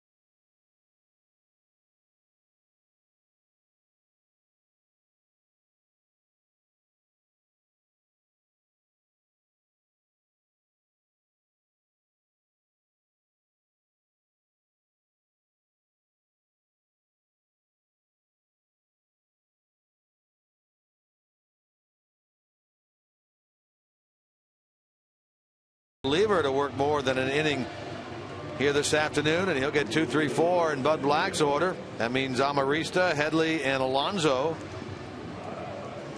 Padres have had all the opportunities in this game. They've stranded 11. Reds have had but 3 hits, as Chris mentioned. 1 out of the 8 spot. Cozart is a pinch hitter. And 2 hits out of the 9 spot today. The Leak single in the 3rd and the Paul pinch hit home run. So 1 through 7. No hits today for Cincinnati. And yet we are 2-2 into the 12th.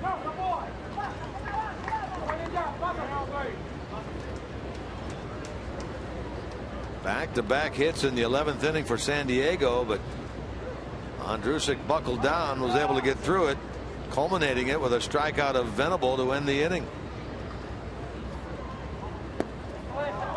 Amarista today is 0 for 5 and nothing out of 10 in the series.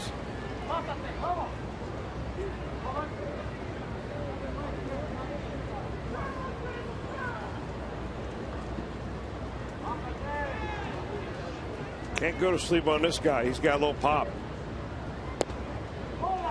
Got 5 home runs for a guy who's not all that big, but you get him down and in and he drops the bat head, he can hit one out of here to the small part of the ballpark very easily.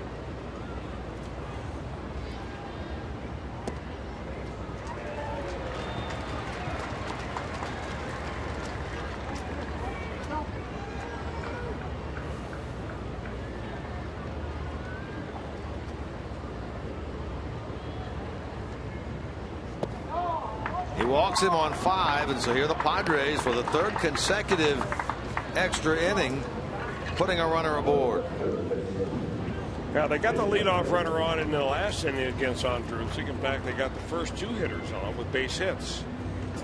One a base hit by Denorfia in the right, one a 2-strike base hit off the glove of the 3rd baseman Frazier. But the Padres were unable to do anything with that. But now the difference is that the Padres are in the middle of their order. Chase Headley, a base hit back in the 10th.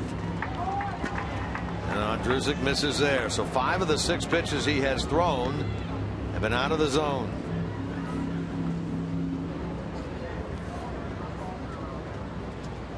Quick meeting on the mound between the battery mates.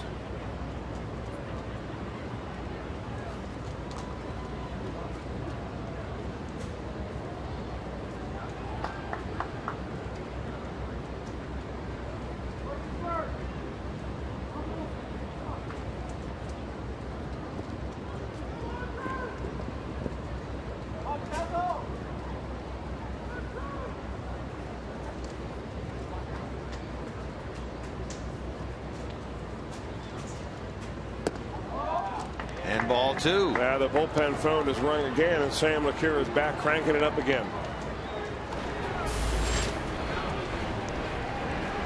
Well, good news out of St. Louis. The Cubs have scored 2 in the 6th inning as Brian Price will take the mound. Starlin Castro a single, drives in a run. Darwin Barney a single, drives in a run. So that Cardinal Cub game 4-4 now in the bottom of the 6th. Glad to see the Cubs doing so well in this series, but that of course is where the Reds are headed in a 3-game series against the Cubbies. They've really been able to dominate Chicago this year. They played them 13 times and won 10, including 6 out of 7. They got beat in that game up there in extra innings at the tail end of that last series, ending a streak of 12 consecutive wins at Wrigley Field. Night game tomorrow, a night game Tuesday, and an afternoon game against the Cubbies on Wednesday. But first, the outcome of this one. 2-2 in the 12th.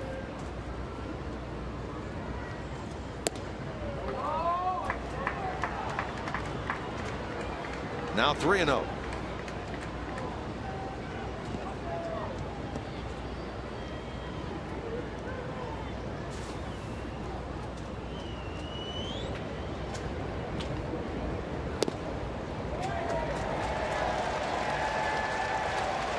They walked Amarista on a 3-1 pitch, and that's the count now to Headley.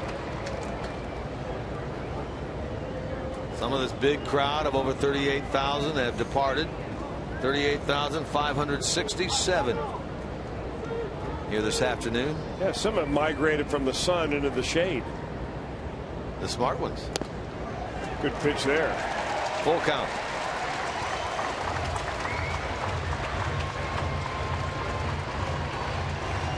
Yonder Alonso on deck.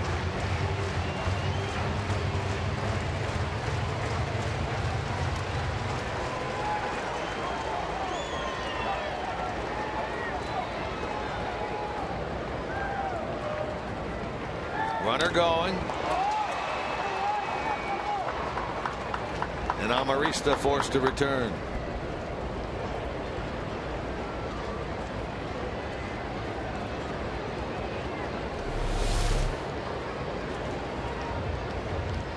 Well, it's a long day behind the plate when you're catching extra innings, especially when you're getting them off all parts of your body. He had that ball off the left shoulder earlier. That one off the left side of his mask.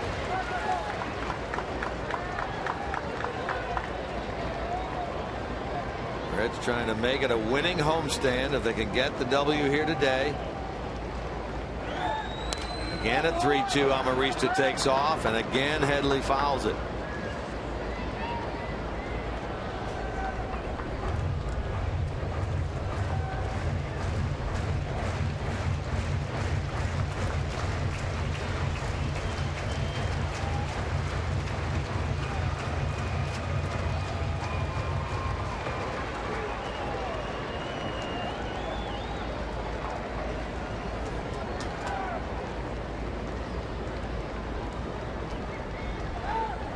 Again, the runner goes. Swing a foul tip, strikeout. Throw to second.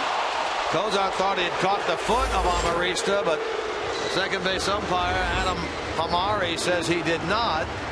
Amarista gets the steal, his first of the year. Well, it happens so often that when you tag a guy down around the legs, and Kozar had to because where the throw was, that you're never going to get the benefit of the call. Now, Kozar says he tagged him. Amari says evidently he did not, and Amarista slides in there with a stolen base. A good at bat overall for Andrusic by coming back and getting Headley after falling down 3-0. Now they're going to walk of Yonder Alonso, and that's probably a smart move.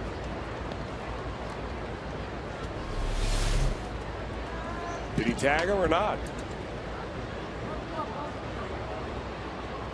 Well, it sure appears as if they did right there.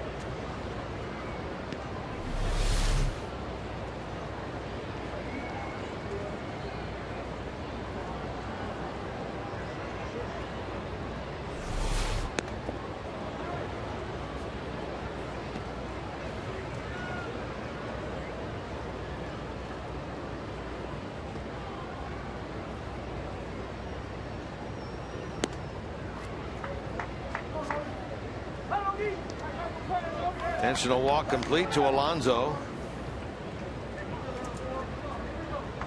Second intentional pass issued today by Reds pitching. Lee gave up one earlier. Now it's Logan Forsythe, the 2 on and 1 out. Hitting 3 today for Forsythe.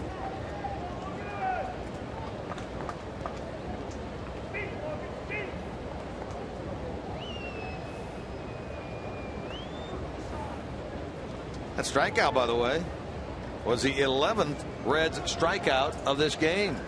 Kind of lost in that play was the fact that 11 strikeout means free pizza. I think there are more than a handful of people right here in this ballpark that have made that note. It didn't have the big buildup that we normally hear, though.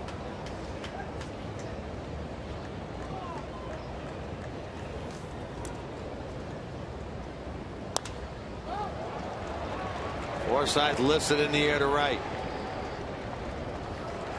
Cruz handles it for the second out. Andrusic has gone about it the hard way, that's for sure. Gave up the 2 hits in the 11th, worked out of it. Gave up a walk, a strikeout, an intentional walk after a steal, and now a fly ball. So here he is within an out again, with Denorfia coming up, working around 2 on 2 out.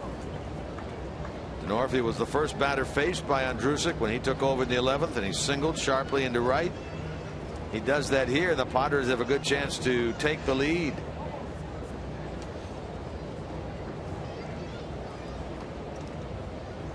First and second, 2 gone. Reds half of the 12th. I mean, Phillips, Bruce, Heisey. We're 2-2 now, top of number 12.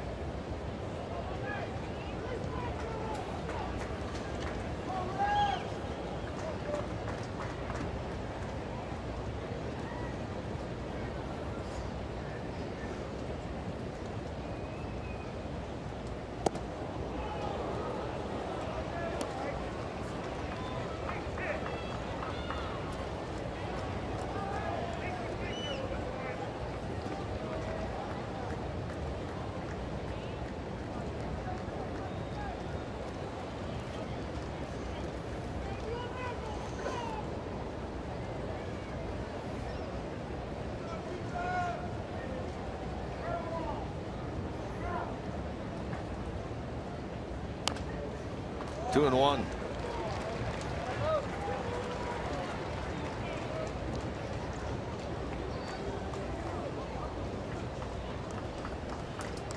Andrewsa closing in. He's at 39 pitches now on his most pitches thrown outing this year. He threw 41 at San Francisco on July the 24th. He worked 2 innings in that game.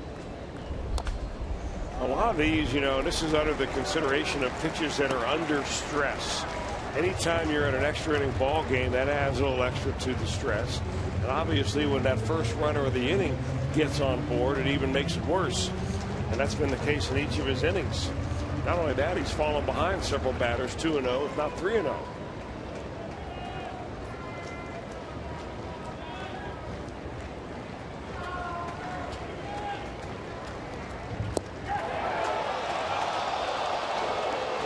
A lot of fans like that pitch, but Mesoraco is set up so far outside that even though it looked like he hit the pocket of the mitt, the catcher was out of the zone.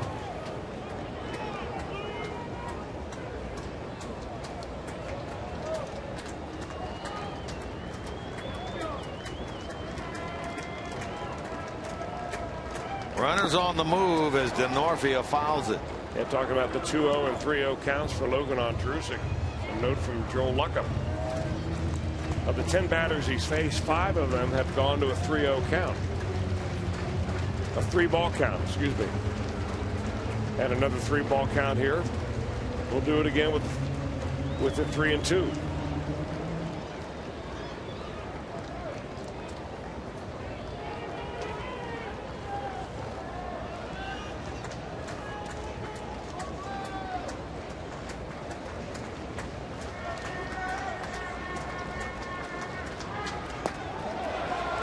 Denorfia laid off that breaking ball. Reds wanted a strike, didn't get it. That's ball 4.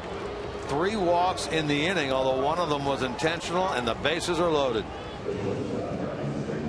Dusty Baker making his way up the steps.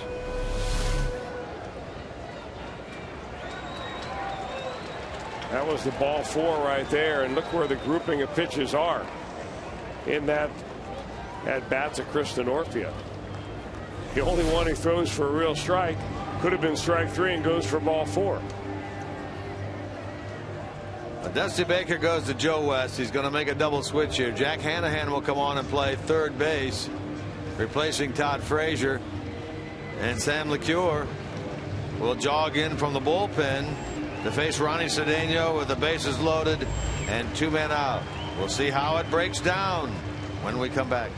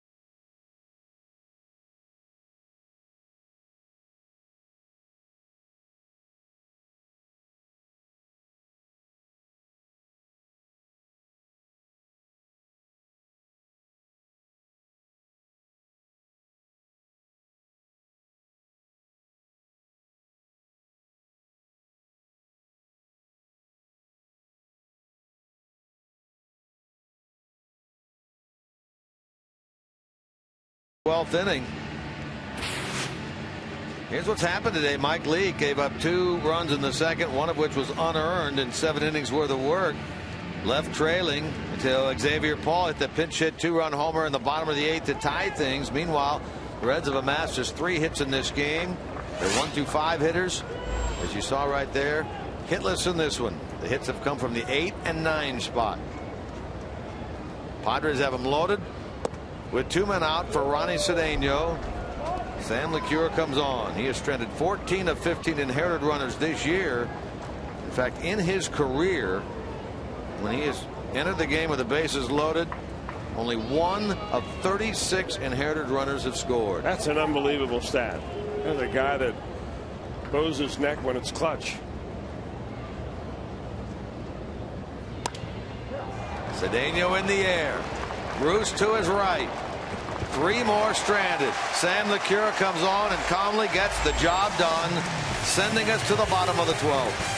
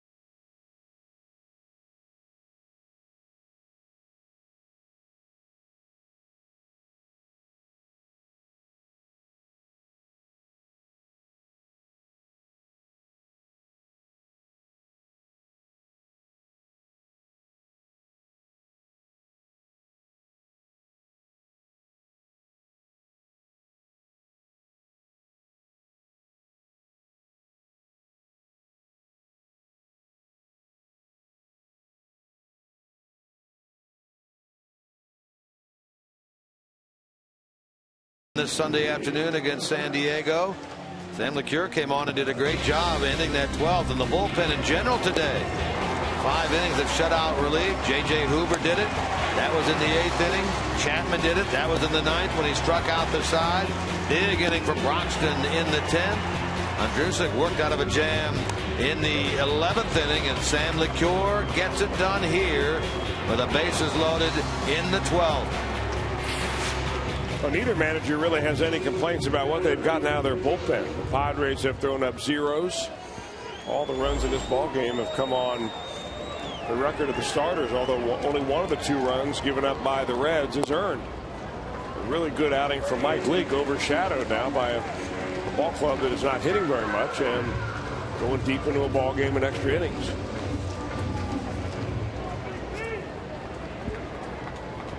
Phillips leads it off against Nick Vincent. 2nd inning of work for him. Bottom of the 12th.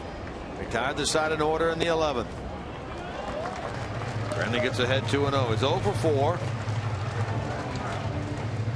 3 for 12 during this series with the home run ball that came on Friday night. Reds have gone down in order 6 times of the 11 innings today.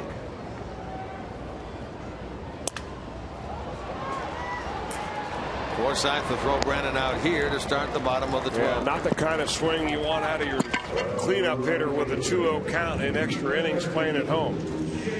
Kind of a feel swing right there. And Dusty Baker made a comment to you earlier about Brandon Phillips simply pulling off the ball. That's what it looks like right there.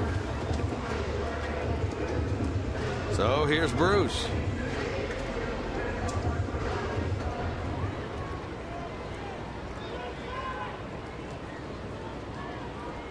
0 for 3 with a walk.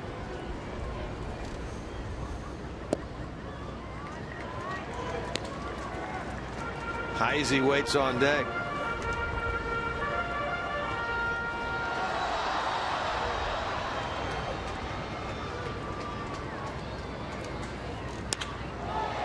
Solid base hit into right field. Only the 4th of the game for the Reds. Their first since the Paul home run in the 8th. The winning run is on with 1 out.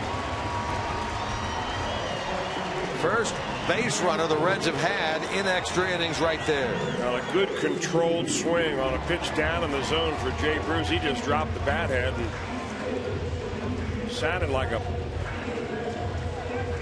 couple of 2x4s being smashed together. Here now is Heisey. Hitless today, 0 for 4. First hit the Reds have had out of their 1 through 7 batters in the lineup today right there. Of course, for all those games that you go out there and you get 15 hits and score 13 runs, you pad your batting average, you have a game like this. Well, in the end, if the Reds can get it done here in the bottom of the 12th, they'll take it.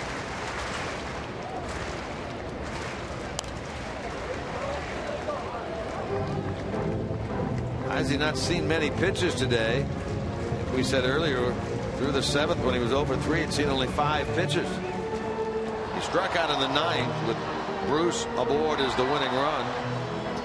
That was against Gregerson. Now he bats here against Nick Vincent.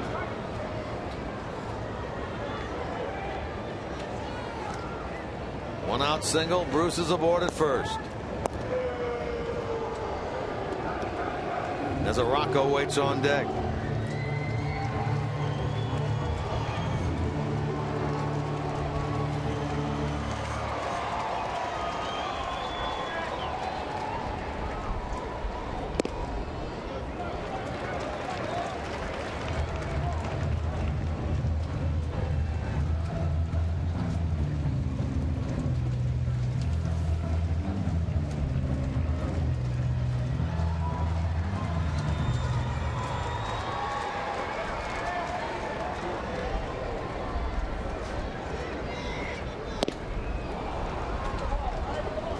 Heisey late on that one.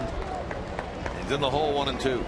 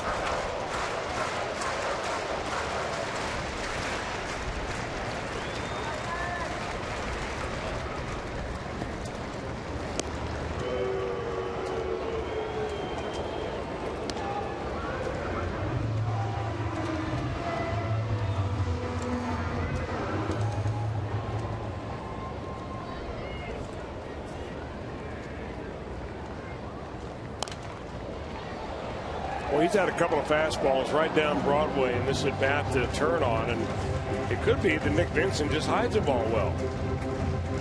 But he's been late on him. When you foul him straight back like that, you're just a hair behind him. He's throwing right around 90.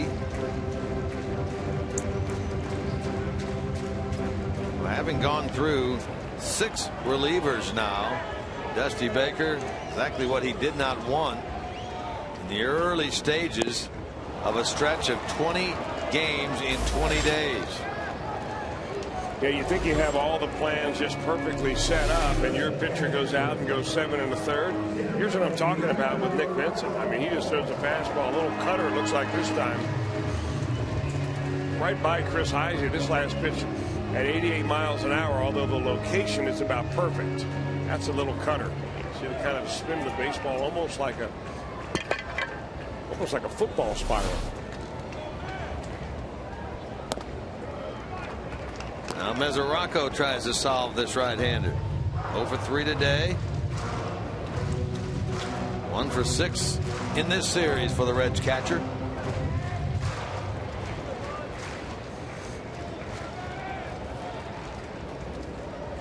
One out single by Bruce. He's still at first.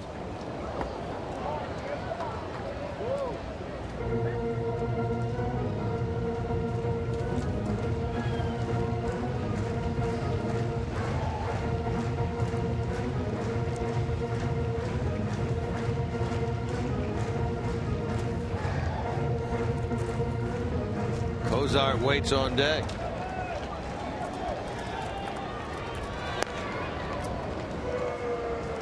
Reds have been out hit 10-4,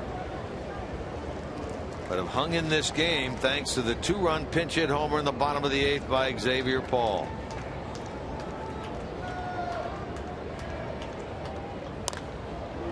Mesoraco pops it up.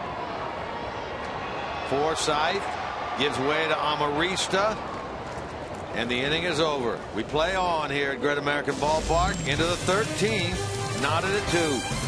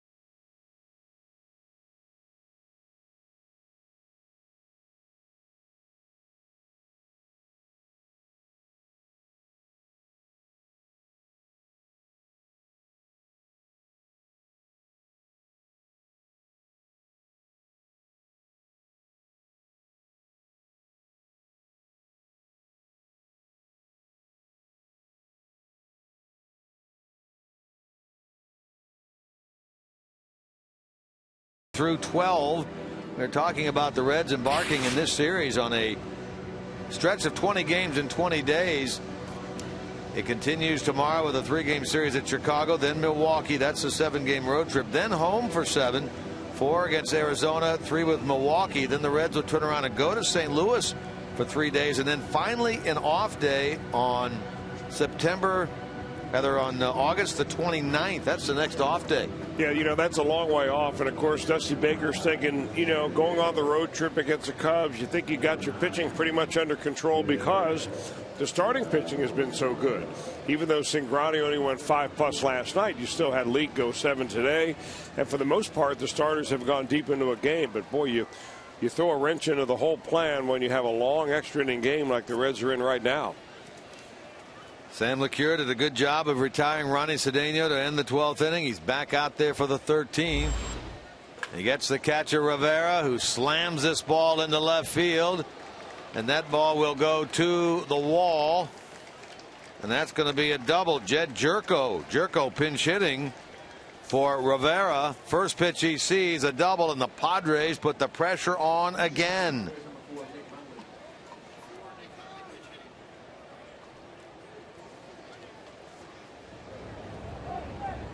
Jerko the pinch hit double, and now Nick Hundley will pinch hit for Nick Vincent.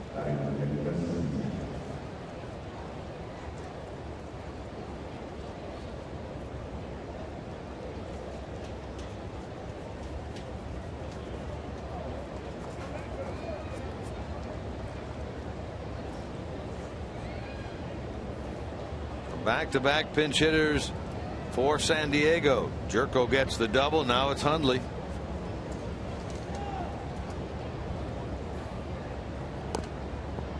He'll bunt it foul. Taking a look back, the Padres in this series coming into today had been 0 for 12 with the runners in scoring position. Today they are 1 for 14, so they are 1 for 26 in this series. Today the Reds 0 for 2. They simply have not had many base runners at all today.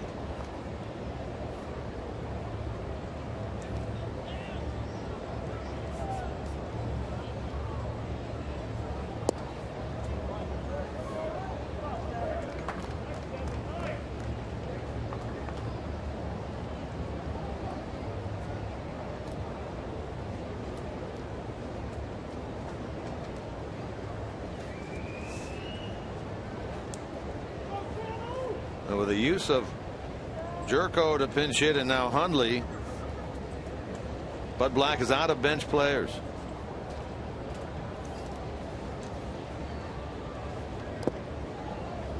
Foul ball. And another one off the body of Mesoraco. Man, oh man, it's like somebody's taking a hammer to him today.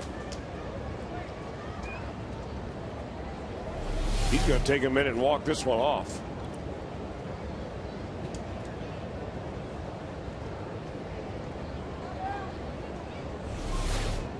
He's gotten it on both shoulders and the mask today.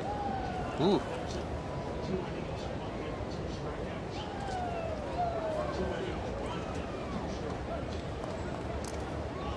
Hundley caught the first two games. Yesterday 0 for 4. Friday 0 for 3. So he's 0 for 7 in the series.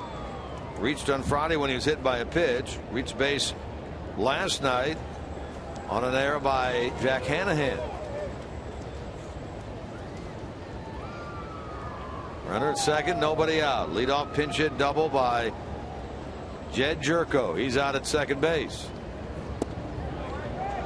Hundley had been asked to bunt, unable to do so, and now he's at 2-2. Top of the order featuring Venable next. For the Padres. 1 out single in the 10th. First 2 on in the 11th. 2 on, 1 out in the 12th. Leadoff double here in the 13th. They've had the pressure on every extra inning. Sam LeCure puts away the pinch hitter Hundley, and out number 1. Boy, it's nice to know that the Reds aren't the only team that have a problem from time to time sending a position player up there to get a bunt down. I mean, it seems like it's more and more common. Eventually you take the bunt off at 2 strikes, let him swing away, and he can't negotiate a Sam LeCure curveball, so he goes down swinging. A completely wasted at bat, but a good one for LeCure. Now it's Venable.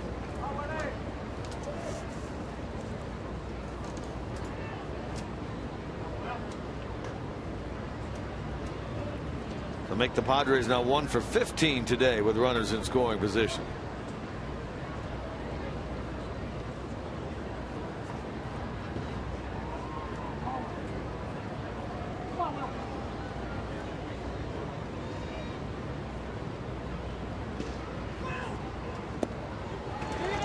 They are flailing away at some of these LeCure pitchers, aren't they? Yeah, that's a little curveball. And if you get a sneak peek into the glove of Sam LeCure when he sets up that curve in his glove, he spikes his index finger. A lot of people call that a knuckle curve. It's not really a knuckle curve, but kind of a spiked curveball. He just gets that index finger out of the way by pressing the tip of his finger into the baseball.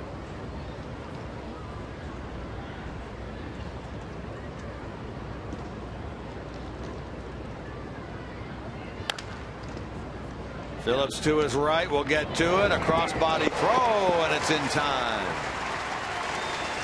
Nice job by Brandon. Venable gone. But there's a case right there that if you're able to get the runner to third base with a bunt, the way that the Padres try with Nick Hundley at the plate, that ball right there scores the run. Yeah, against the drawn-in infield, that goes right up the middle. As it is, Jerko does move to third. It's Amarista with a opportunity here with 2 out.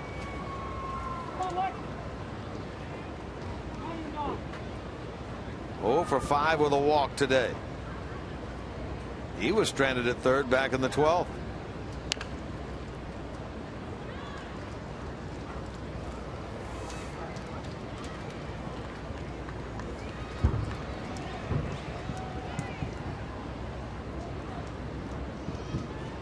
Boy, a lot of overs today. A lot of overs today, even on that Padre team, and they've got 11 hits.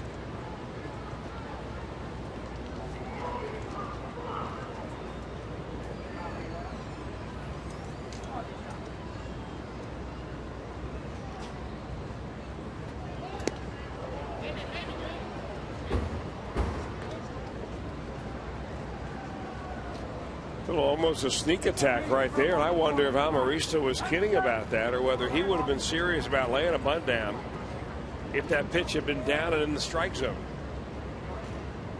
Got the right side of the infield, Votto playing deep. Of course, Phillips playing very deep. It's wide open if he wanted to drop one down, but I'm not so sure he feels good about doing it.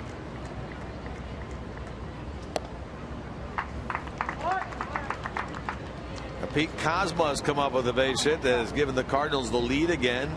They're now in the bottom of the 7th at St. Louis. Cardinals 5, Cubs 4. Pittsburgh in the 4th inning leading at Colorado 2-1. Mets all over Arizona 5-1 in the 3rd.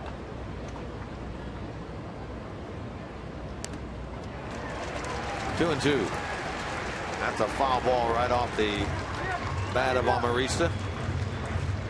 That catch Mesoraco again.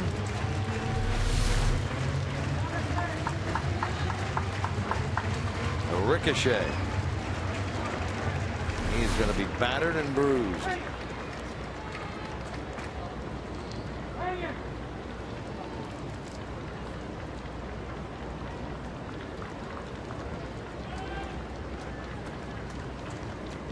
After catching all these innings today, you got to believe it'll be Ryan Hannigan with Matt Latos tomorrow. To the mound, knocked down by LeCure, and on to first in time. He works around the leadoff pinch hit double. Padres have stranded 15. Another chance for the Reds to win it. Coming up in the bottom of the 13th.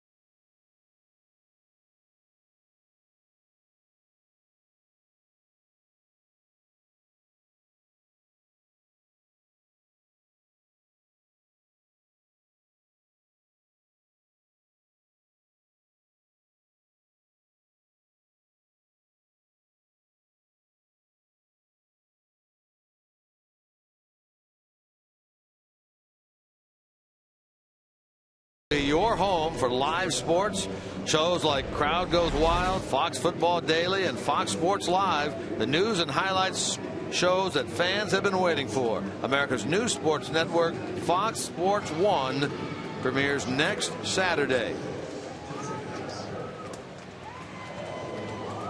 A lot of changes for the Padres, most notably a new pitcher is Tim Stauffer.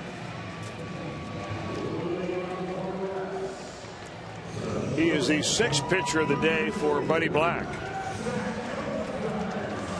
Made his major league debut right in this ballpark about 8 or 9 years ago. Stauffer did.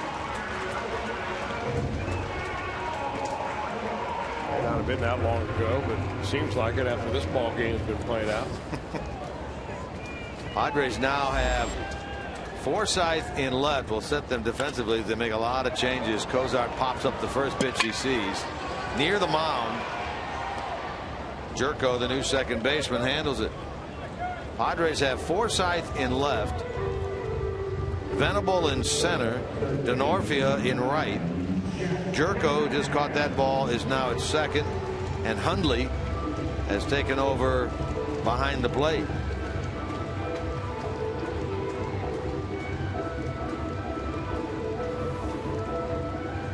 Here's Jack Hanahan. Nick Vincent, 2 innings, no runs, 1 hit. Stauffer worked 2 innings on Friday night. Gave up the 2-run homer to Brandon Phillips. Hanahan now, Chu on deck. Then the pitcher spot.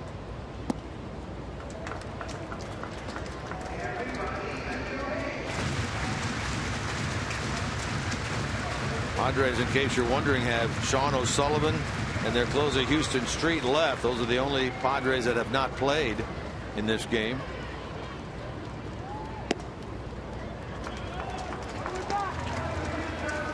Reds off their bench have just Hannigan. And in the bullpen, Alfredo Simon, who has worked in each of the last 2 games, including 2 1/3 yesterday. So they, in effect, are out of players. At 3-0, a strike.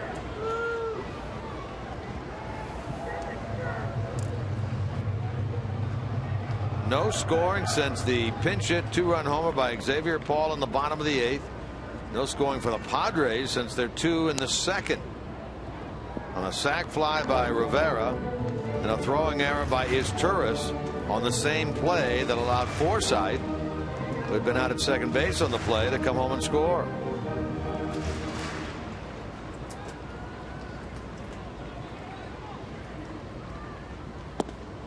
Ball 4. So a 1-out walk issued by Stauffer, giving the Reds a runner in Hanahan.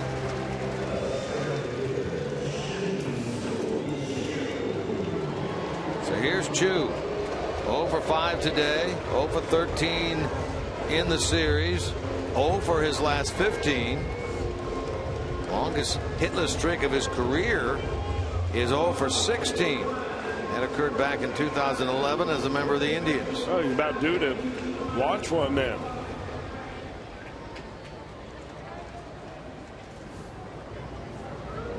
Hanahan being held by Alonso. Who spins out of the way slowly of that one. Nick Hundley now behind the plate will jog to the mound. She would be opposed, I guess, here to being hit by a pitch for the 23rd time. Ryan Hannigan is on deck to bat for LeCure. That would then deplete, I should say, Dusty Baker's bench.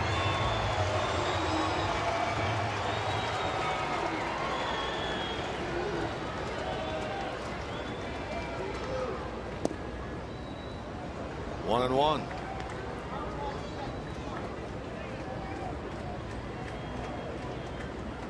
Game over 4 hours old now in the bottom of the 13th inning.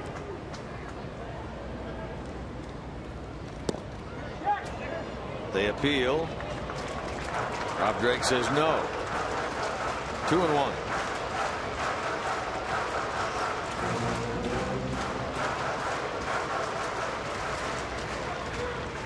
Chu has a walk-off home run this year that came against Craig Kimbrell in this ballpark.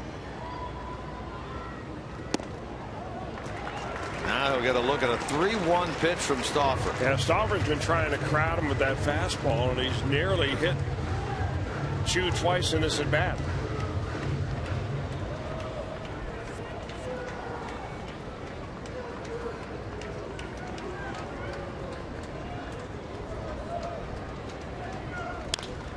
Hit hard to right by Chu. Into the corner it goes. Denorfia will dig it out. Hanahan hustles on over to third. Chu into second with a stand-up double. And this is by far the best chance the Reds have had second and third, one out, bottom of the 13th, game tied at 2. Chu breaks the 0 for 15.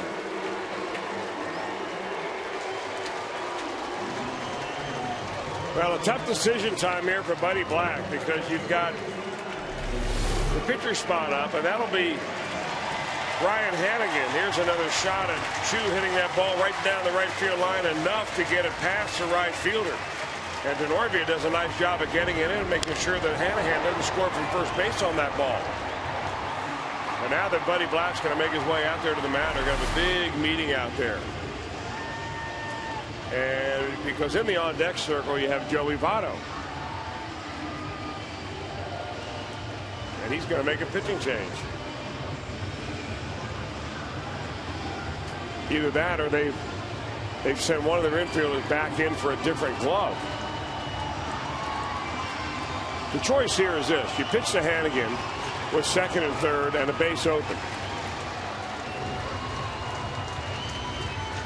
Or you put him on base and you take your chances with Joey Votto with the bases loaded, looking for a double play ball. Yeah, it looks like they're going to bring Forsythe, the left fielder, to make a fifth infielder. Six-man infield, including the pitcher there. Right.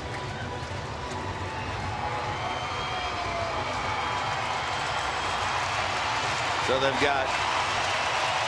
Well, there's the odds of trying to put it on Joey Votto the way he's been hitting the ball today is something Buddy Black wants to stay away from. So it'll lie on the shoulders of Ryan Hannigan. So Forsythe is in effect playing right up the middle. And Hannigan playing in just his second game since coming off the disabled list. He played here on Friday night and went 0 for 2 with a couple of walks. As the game on the line as he bats here in the bottom of the 13th.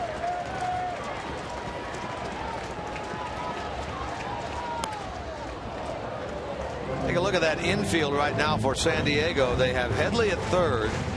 They have Cedeno at their shortstop spot. Then you see right near second base, that's Logan Forsythe, who's actually now their left fielder, but an infielder normally. And they're all playing shallow enough that the play is going to the plate, obviously. Jerko is at second and Alonso over at first with a pitcher out there. Stauffer, as Chris mentioned, in effect 6 infielders, 2 outfielders. In left center is Venable. In right center is Denorfia. They're way in.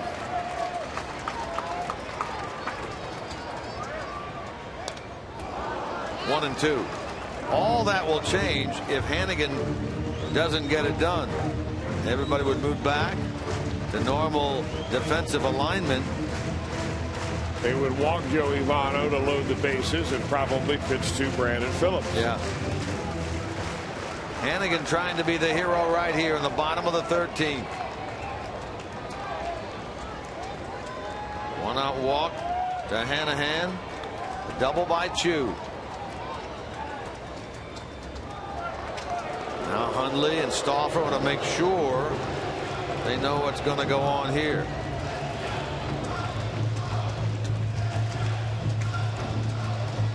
Now the crowd here at the ballpark been sitting back, pretty much watching a pitching duel back and forth. Lost opportunities for both offenses all day long, but they are on their feet now.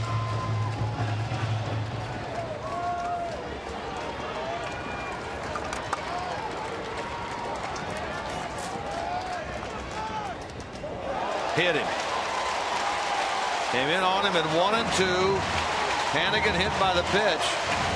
There's no working around Votto now.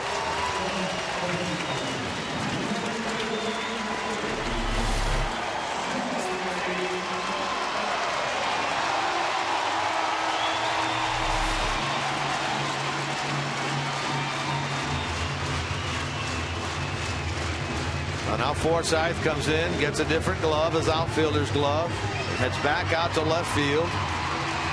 But even at that, they're going to have to play their outfield so shallow that even a medium fly ball will probably be way too deep. In fact, you've got to play shallow enough that you can throw the runner out.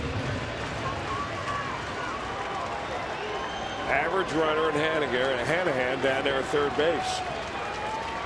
I would say right now that center fielder is way too deep. Votto with the bases loaded this year, 1 out of 7. Yeah, not very often, though, that he has the bases loaded and this type of defensive configuration facing him. They're talking about Venable out in center field.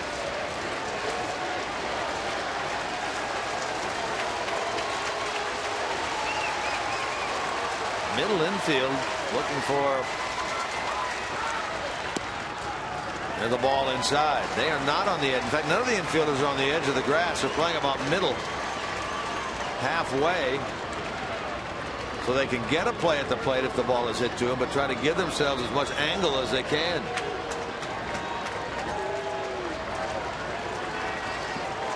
Runners lead at every base. Hanahan carries the winning run at third. Phillips is on deck. We hope the next time we see Brandon bat, tomorrow in Chicago.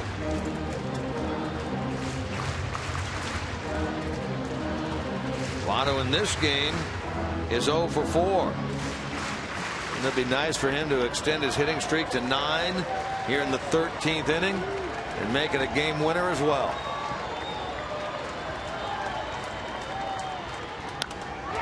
In the air to left. Forsythe will go back. This will be enough. Hanahan will tag. Here he comes to the plate. He will score. Reds win.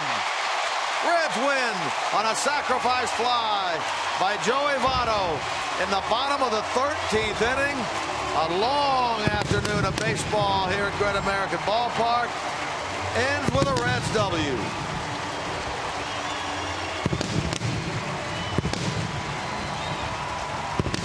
Boy, the Padres had all sorts of chances. They leave 15 men on base. But it's Dusty Baker's Reds on this fly ball to left by Votto that ends the game. Hanahan tags and scores. And the reaction from the dugout. Dusty, arms in the air. He knew it was going to be enough. Well, they're worth staying around for all afternoon if you're going to come up on top, and the Reds do come up on top miraculously, winning this ball game. In 13, having only 5 hits all night, but they got the sacrifice fly when they needed it, and a big Reds win to take 2 out of 3 from the Padres in this series. Reds Live postgame presented by King's Honda comes up next.